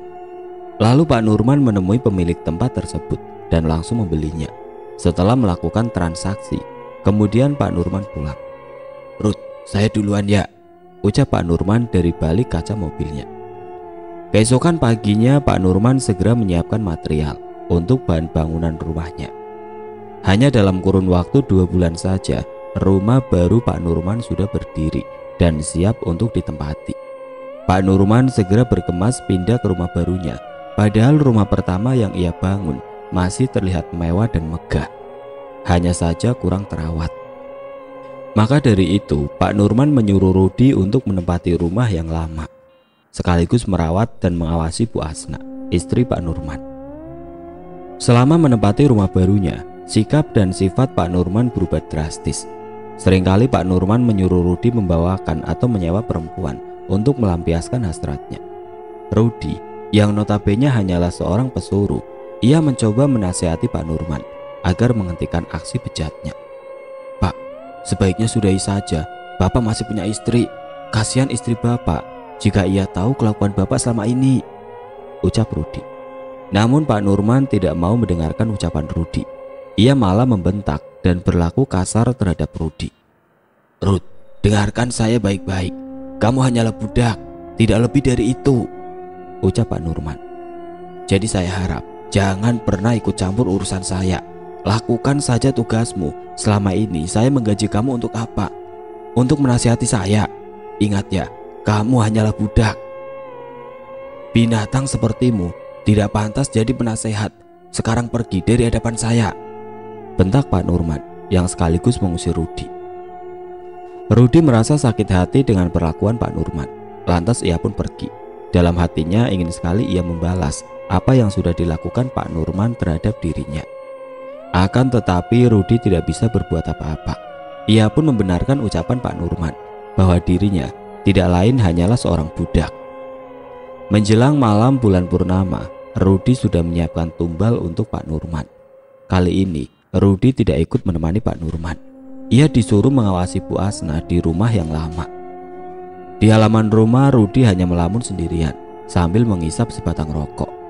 Tiba-tiba terdengar suara teriakan dari arah gudang. Awalnya Rudi hanya mengabaikan, namun semakin lama suara teriakan itu seolah-olah menuntun Rudi untuk menghampirinya. Tibalah Rudi di depan pintu gudang. Ketika pintu dibuka, Rudi melihat Bu Asna seperti orang ketakutan. Mata Bu Asna melotot menatap ke langit rumah, seperti ada sosok yang mengintai dirinya. Karena merasa kasihan, kemudian Rudi melepaskan kain yang mengikat mulut Bu Asna. Lalu Rudi membuka gembok yang memasung kaki serta tangan Bu Asna dan membawa Bu Asna keluar dari gudang. Dengan tubuh yang begitu lemas, bahkan kakinya sudah susah untuk ditekuk, Bu Asna mencoba merangkak secara perlahan dan dibantu oleh Rudi. Lalu Rudi menggendongnya menuju kamar Pak Nurman dan merebahkan tubuh Bu Asna di atas ranjang. Kemudian Rudi kembali keluar meninggalkan Bu Asna sendirian di dalam kamar. Di halaman rumah Pak Nurman, Rudi hanya mondar-mandir ke sana kemari, bingung apa yang akan ia lakukan. Menjelang pagi, Rudi berniat hendak pulang ke rumahnya, namun ia urungkan karena khawatir akan keadaan Bu Asna. Ia pun memutuskan untuk tinggal sementara waktu sambil menunggu tugas baru dari Pak Nurman. Sesekali ia masuk ke dalam hanya untuk memeriksa. Dilihatnya Bu Asna masih berbaring di atas ranjang. Lalu Rudi pun menghampiri, berniat menanyakan kondisi Bu Asna. Bau yang keluar dari badan Bu Asna membuat penciuman Rudi terganggu. Rudi menyarankan kepada Bu Asna untuk membersihkan badannya agar terasa segar. Dengan tertati-tati sambil menutup hidungnya, Rudi membantu Bu Asna menuju kamar mandi. Selepas itu Rudi menunggunya di dalam kamar. Suasana rumah Pak Nurman begitu sunyi, seperti tidak ada tanda-tanda kehidupan. Meski di siang hari, cuacanya begitu dingin. Aura-aura mistis di sekitar ruangan mulai terasa oleh Rudi.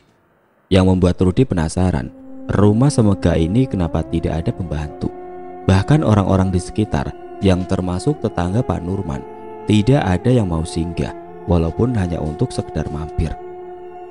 Begini rasanya menempati rumah dari hasil pesugihan, batin Rudi.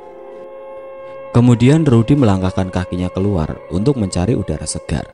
Tiba-tiba Pandangan Rudi tertuju ke salah satu kamar, yaitu kamarnya Rangga. Lalu Rudi mendekati kamar tersebut. Ketika hendak membuka pintu, tiba-tiba, "Mas, jangan buka pintu kamar itu." Suara Bu Asna mengagetkan Rudi. Tentu saja Rudi terlihat sangat gugup. Ibu, enggak Bu," jawab Rudi dengan wajah begitu panik. "Ibu sudah selesai mandinya. Nampaknya kondisi ibu sudah membaik," lanjut Rudi mengalihkan pembicaraan. Bu Asna hanya menatap. Ia tidak memberi jawaban, lalu pergi dari hadapan Rudi. Karena penasaran, Rudi pun mengejarnya. Rudi tahu pasti ada yang disembunyikan di dalam kamar Rangga. Terlebih-lebih ketika melihat tatapan Bu Asna. Dari tatapannya seperti menyimpan sesuatu yang Rudi tidak ketahui. "Bu, Ibu, tunggu!" teriak Rudi. Akan tetapi Bu Asna semakin mempercepat langkah kakinya. Bu Asna sendiri tidak mengenal Rudi. Bahkan dirinya tidak tahu bahwa Rudi adalah orang suruhan suaminya. Karena Rudi terus berteriak memanggilnya, dengan terpaksa Bu Asna menghentikan langkah kakinya. "Untuk apa kamu mengejar-ngejar saya? Sebaiknya kamu tinggalkan rumah ini. Lagi pula saya tidak mengenal kamu," ucap Bu Asna.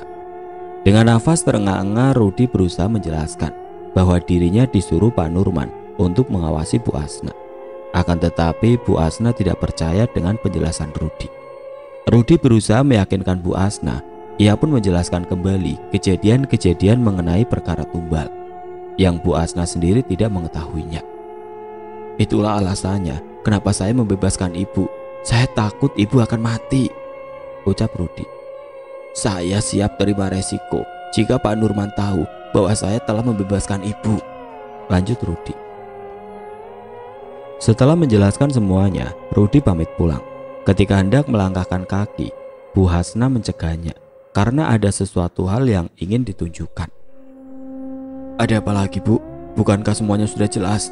tanya Rudi. "Belum, ada sesuatu yang akan saya tunjukkan," jawab Bu Asna. Kemudian Bu Asna menuju kamar Rangga dan diikuti oleh Rudi. Sesampainya di pintu kamar, Bu Asna kembali menatap Rudi. Lalu, "Saya hampir gila, Rud, selama dikurung di dalam gudang. Setiap malam saya selalu didatangi sosok Rangga," ucap Bu Asna. "Kamu sendiri tentu tahu kenapa saya selalu berteriak," lanjut Bu Asna. Rudi yang tidak mengetahui tentang Rangga, tentu saja ia semakin penasaran dan ingin mengorek semuanya lebih dalam. "Rangga itu siapa, Bu? Apakah salah satu tumbal Pak Nurman juga?" tanya Rudi. "Rangga itu anak saya, sekaligus tumbal pertama suami saya," jawab Bu Asna. Lalu Bu Asna membuka pintu kamar Rangga dan memasukinya bersama Rudi. Semenjak kematian Rangga, kamar itu tidak lagi ditempati. Bahkan terlihat sangat kotor karena tidak dibersihkan. Bau bangkai dan bau amis yang sangat menyengat membuat perut mereka berdua jadi mual. Rudi langsung memuntahkan isi dalam perutnya, bukan karena bau, melainkan karena Rudi melihat di dalam kamar Rangga terdapat seonggok daging yang dipenuhi belatung. Bukan hanya itu saja, darah yang seharusnya sudah mengering sampai saat ini masih terlihat basah. Bu Asna sendiri baru menyadari, padahal ia tahu betul bahwa sudah tidak ada lagi jejak Rangga semenjak kematiannya. "Daging? Ini daging manusia kah, Bu?" tanya Rudi mendekati seonggok daging di atas ranjang. Belum sempat Bu Asna menjawab, tiba-tiba pandangannya teralihkan pada kotak hitam. Secara perlahan Bu Asna mendekati kotak hitam tersebut.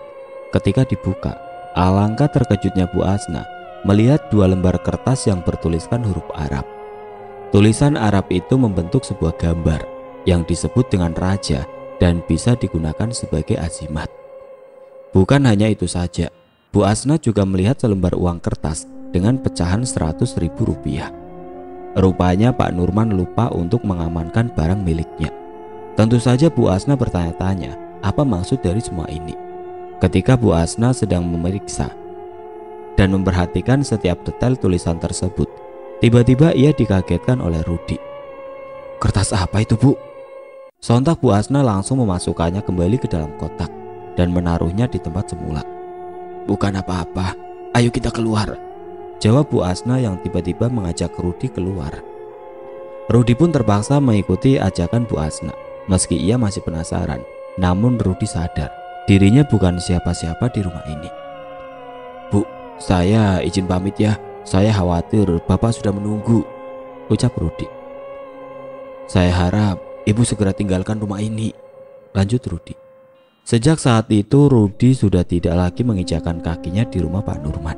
Rudi yang dulunya patuh terhadap perintah Pak Nurman, namun akhir-akhir ini Rudi lebih banyak mengurung diri di rumahnya, seolah-olah menghindar dari Pak Nurman. Suatu hari Rudi menemui Pak Nurman di lantai atas. Ia berniat hendak mengundurkan diri dan memohon kepada Pak Nurman agar tidak menyuruhnya lagi untuk mencarikan tumbal. Tentu saja dengan sikap Rudi yang berubah membuat Pak Nurman merasa heran. "Kamu kenapa, Rud? Tidak biasanya seperti ini?" tanya Pak Nurman. Bingung harus menjawab apa dan harus menjelaskan dari mana, itulah yang Rudi rasakan. Begini Pak," jawab Rudi gugup. "Begini gimana?" tanya Pak Nurman. Kemudian Rudi menjelaskan secara gamblang bahwa dirinya tidak mau lagi disuruh untuk mencarikan tumbal. Bukan hanya itu, ia juga tidak mau ikut campur dengan urusan Pak Nurman. "Saya ingin hidup tenang Pak, penuh dengan kebebasan," jawab Rudi. "Saya tidak ingin melihat anak-anak yang tidak berdosa menjadi tumbal Bapak hanya untuk memenuhi ambisi Bapak selama ini," lanjut Rudi. Mendengar penjelasan Rudi membuat emosi Pak Nurman semakin terbakar. "Rud, hanya 3 tumbal lagi kamu akan bebas," ucap Pak Nurman. "Tapi Pak, 3 tumbal itu bukan jumlah yang sedikit dan saya harus mempertaruhkan nyawa juga," jelas Rudi. "Selama ini kamu aman toh?" tanya Pak Nurman. "Untuk saat ini saya aman, belum tentu esok hari," jawab Rudi. Setelah menjelaskan kepada Pak Nurman, kemudian Rudi turun ke bawah melewati tangga, meninggalkan Pak Nurman sendirian. Tidak terima dengan ucapan Rudi, Pak Nurman berusaha mengejar, tapi naas. Ketika melewati anak tangga, kaki Pak Nurman terpleset sehingga dirinya jatuh ke bawah dengan kepala yang lebih dulu membentur lantai. Prak! Rudi berhenti sejenak. Dilihatnya ke belakang, Pak Nurman sudah terkapar tidak berdaya. Kepalanya dipenuhi darah yang membasahi lantai. Segera saja Rudi menghampiri Pak Nurman. Rudi menduga bahwa Pak Nurman sudah mati. Namun dugaan Rudi salah.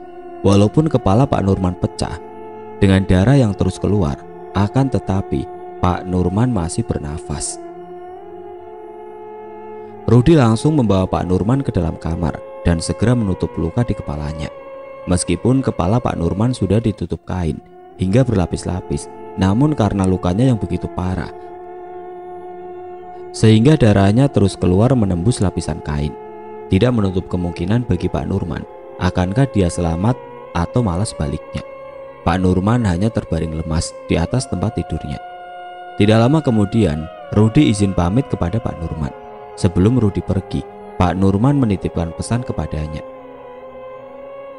"Rud, bersediakah kamu membantu saya untuk terakhir kali ini saja?" ucap Pak Nurman. "Apa itu Pak?" tanya Rudi. "Tolong pertemukan saya dengan seorang kakek-kakek," pinta Pak Nurman. Permintaan Pak Nurman kali ini terdengar aneh di telinga Rudi. Ia tidak mengerti maksud Pak Nurman menyuruh dirinya untuk mencari seorang kakek-kakek. Meski begitu, Rudi berusaha menyanggupi permintaan Pak Nurman. "Lantas, di manakah saya harus mencari kakek tersebut?" tanya Rudi. Kemudian Pak Nurman memperjelaskan kepada Rudi mengenai ciri-cirinya dan di mana biasa ia tinggal. Rupanya, kakek-kakek itu adalah orang yang pernah Pak Nurman temui waktu itu. "Saya tidak janji Pak, tapi saya akan tetap berusaha," ucap Rudi, yang kemudian pergi meninggalkan Pak Nurman. Setelah 1 minggu Rudi mencari, namun tidak juga ia temukan keberadaannya. Rudi semakin khawatir. Firasat Rudi mengatakan bahwa kakek yang Pak Nurman maksud kemungkinan sudah tidak tinggal di tempatnya lagi. Rudi merasa putus asa. Ia pun memutuskan untuk pulang ke rumahnya dan berencana akan melanjutkannya esok hari. Keesokan paginya Rudi segera bergegas melanjutkan pencariannya kembali. Akan tetapi hingga sore hari, Rudy belum juga menemukan keberadaannya. Bahkan Rudy sudah menanyakan kepada orang-orang yang ditemuinya, namun jawabannya tetap sama. Mereka tidak mengenalinya dan tidak pernah bertemu. Rudy hanya bisa pasrah dan ia tidak akan mencarinya lagi. Yang jelas selama ini sudah berusaha. Berbeda dengan Pak Nurman. 2 hari setelah dirinya jatuh dari tangga, Pak Nurman mulai merasakan keanehan. Luka di kepalanya tidak lagi terasa sakit, melainkan terasa gatal dan dadanya terasa sangat panas. Berkali-kali Pak Nurman merendamkan tubuhnya di dalam air, namun rasa panasnya tidak juga hilang. Bukan hanya berendam, Pak Nurman juga meminum air dengan sebanyak-banyaknya hingga perutnya kembung. Hasilnya tetap sama, tidak ada perubahan, bahkan terasa tambah panas. Begitu juga dengan luka di kepalanya. Semakin lama ia rasakan, semakin tidak kuat menahan rasa gatal. Mula-mula Pak Nurman menggaruknya dengan tangan. Nikmat sekali, ucap Pak Nurman yang terus menggaruk kepalanya. Lalu satu tangannya mulai mengusap-usap dadanya agar rasa panasnya hilang. Tidak puas menggunakan tangan, kemudian Pak Nurman mengambil garpu dan menggaruknya lebih keras hingga menyebabkan kulit kepalanya terkelupas. Nikmat sekali. Gatal. Pak Nurman terus berteriak. Tidak terasa, darah mulai bercucuran dari kepala. Meski begitu, Pak Nurman masih menggaruknya lalu membenturkan ke tembok. "Saya ingin mati saja," teriak Pak Nurman. Kemudian Pak Nurman memanjat dinding sampai ke langit-langit rumah. Seperti halnya laba-laba, lalu Pak Nurman menjatuhkan tubuhnya ke lantai. Hal itu Pak Nurman lakukan secara berulang-ulang. Mati, teriak Pak Nurman. 1 bulan sudah Pak Nurman mengalami sakit yang begitu aneh. Hari-hari Pak Nurman terus menyiksa dirinya agar cepat mati. Bersamaan dengan Rudy, ketika Rudy hendak menjenguk Pak Nurman dalam perjalanan, ia bertemu dengan seorang kakek-kakek. Mungkin kakek inilah yang dimaksud oleh Pak Nurman. Segera saja Rudy menghampirinya. Setelah bertegur sapa, ternyata kakek itu hendak menuju rumah Pak Nurman. Entah ini sudah direncanakan atau memang hanya kebetulan. Lalu mereka berdua berangkat bersama menuju rumah Pak Nurman. Selama dalam perjalanan, Rudy membuka obrolan untuk mencairkan suasana. "Ada hubungan apa sama Pak Nurman? Kok kakek bisa tahu kalau Pak Nurman sekarang sedang sakit?" tanya Rudy. Kakek itu tidak langsung menjawab pertanyaan Rudy. Pandangannya masih fokus ke depan. Terlihat dari mulutnya seperti sedang membaca sesuatu. Kemudian, "Tidak ada hubungan apapun. Yang saya tahu, dia itu hanya seorang pemulung dan saya bertemu dengannya hanya 1 kali saja," jawabnya. Tidak puas mendengar jawaban si kakek, kemudian Rudy mempertanyakannya lebih jauh. Selain itu, Rudy juga merasa penasaran kenapa Pak Nurman menyuruh dirinya untuk mencari kakek-kakek dan mempertemukannya. "Satu pertanyaan saya belum dijawab. Dari mana kakek tahu kalau saat ini Pak Nurman sedang sakit?" Sebenarnya kakek-kakek itu enggan menjawab pertanyaan Rudy. Akan tetapi Rudy juga harus mengetahui agar nantinya tidak kaget ketika melihat kondisi Pak Nurman. "Nurman itu sudah mati. Yang saat ini tersiksa hanyalah raganya. Maka dari itu dia tidak bisa merasa kesakitan," jawabnya. "Hanya ada 2 cara agar Nurman bisa mati. Dengan sebenar-benarnya mati, seperti manusia pada umumnya. Yang pertama, barang yang ia terima harus dimusnahkan," lanjutnya. "Terus yang kedua apa kek?" tanya Rudy semakin penasaran. "Ikatan. Selama ini dia masih terikat. Ini yang lebih sulit karena saya tidak tahu dengan siapa Nurman menjalin suatu ikatan. Hanya ada 1 orang yang bisa melepaskannya, yaitu orang yang mengikatnya atau yang membuat perjanjian dengannya," jawabnya. Mendengar jawaban dari kakak itu membuat Rudy jadi merinding. Ia hanya membayangkan bagaimana jika dirinya berada di posisi Pak Nurman.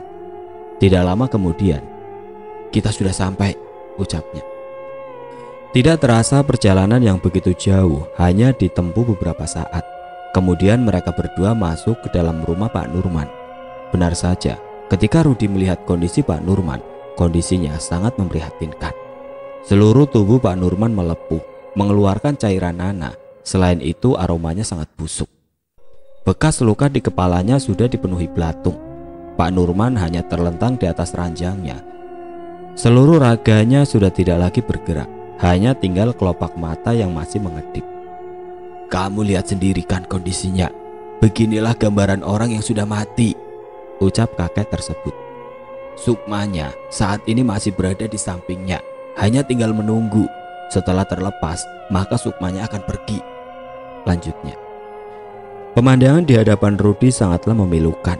Ia tidak menyangka Pak Nurman akan berakhir seperti ini. Kemudian kakek itu menanyakan 2 lembar kertas kepada Rudi. Tentu saja Rudi tidak mengerti, bahkan ia tidak melihat bagaimana bentuknya. Lalu kakek itu menjelaskan kepada Rudi 2 lembar kertas bertuliskan huruf Arab yang membentuk suatu gambar. Dari 2 kertas tersebut memiliki bentuk gambar yang berbeda. Rudi pun ingat sesuatu ketika ia melihat Bu Asna sedang membuka kotak hitam di dalam kamar anaknya. Karena hari sudah menjelang sore dan sebentar lagi disambut bulan purnama, mereka berdua segera bergegas menuju rumah lama Pak Nurman. Sesampainya di sana, ternyata kotak hitam itu sudah tidak ada.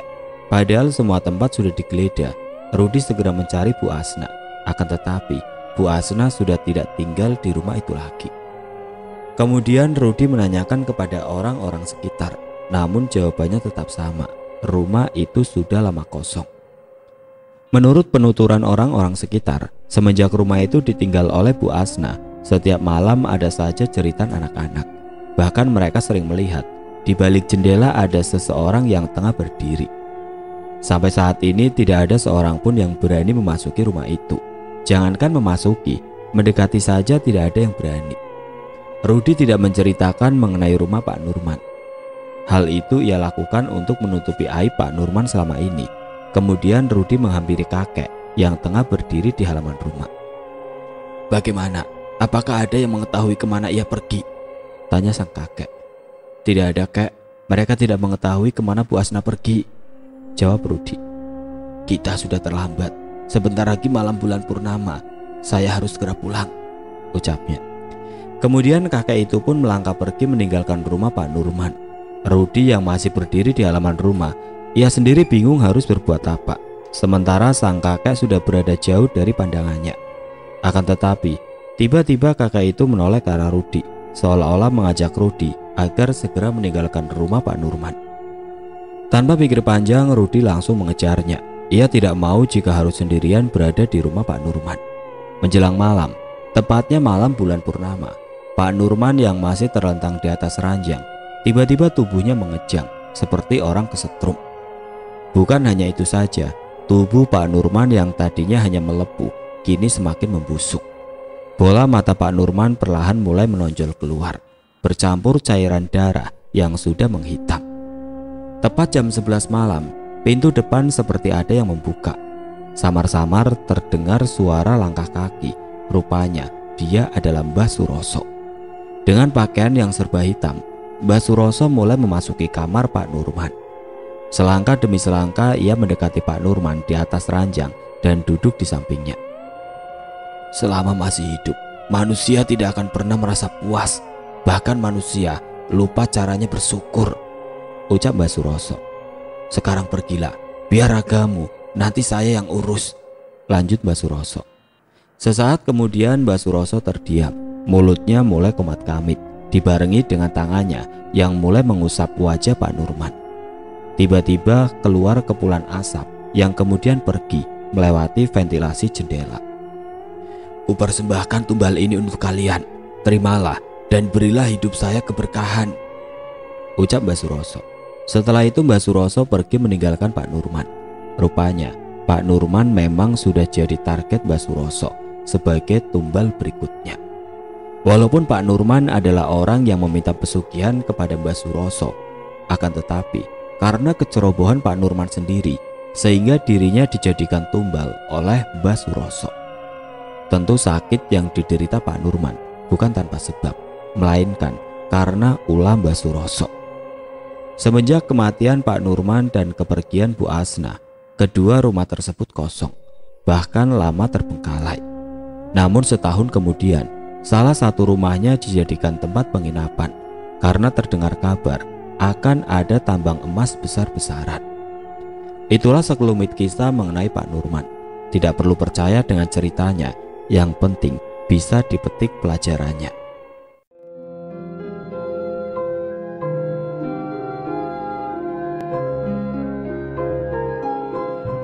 Oke teman-teman, sekian untuk cerita kali ini. Semoga apa yang sudah saya sampaikan dalam kisah ini dapat dijadikan pelajaran untuk kita semua. Dan bagi teman-teman yang baru bergabung, jangan lupa untuk like, komen, share, serta subscribe channel ini. Dan nantikan kisah-kisah horor berikutnya tetap di channel Berita Mistis. Wassalamualaikum warahmatullahi wabarakatuh.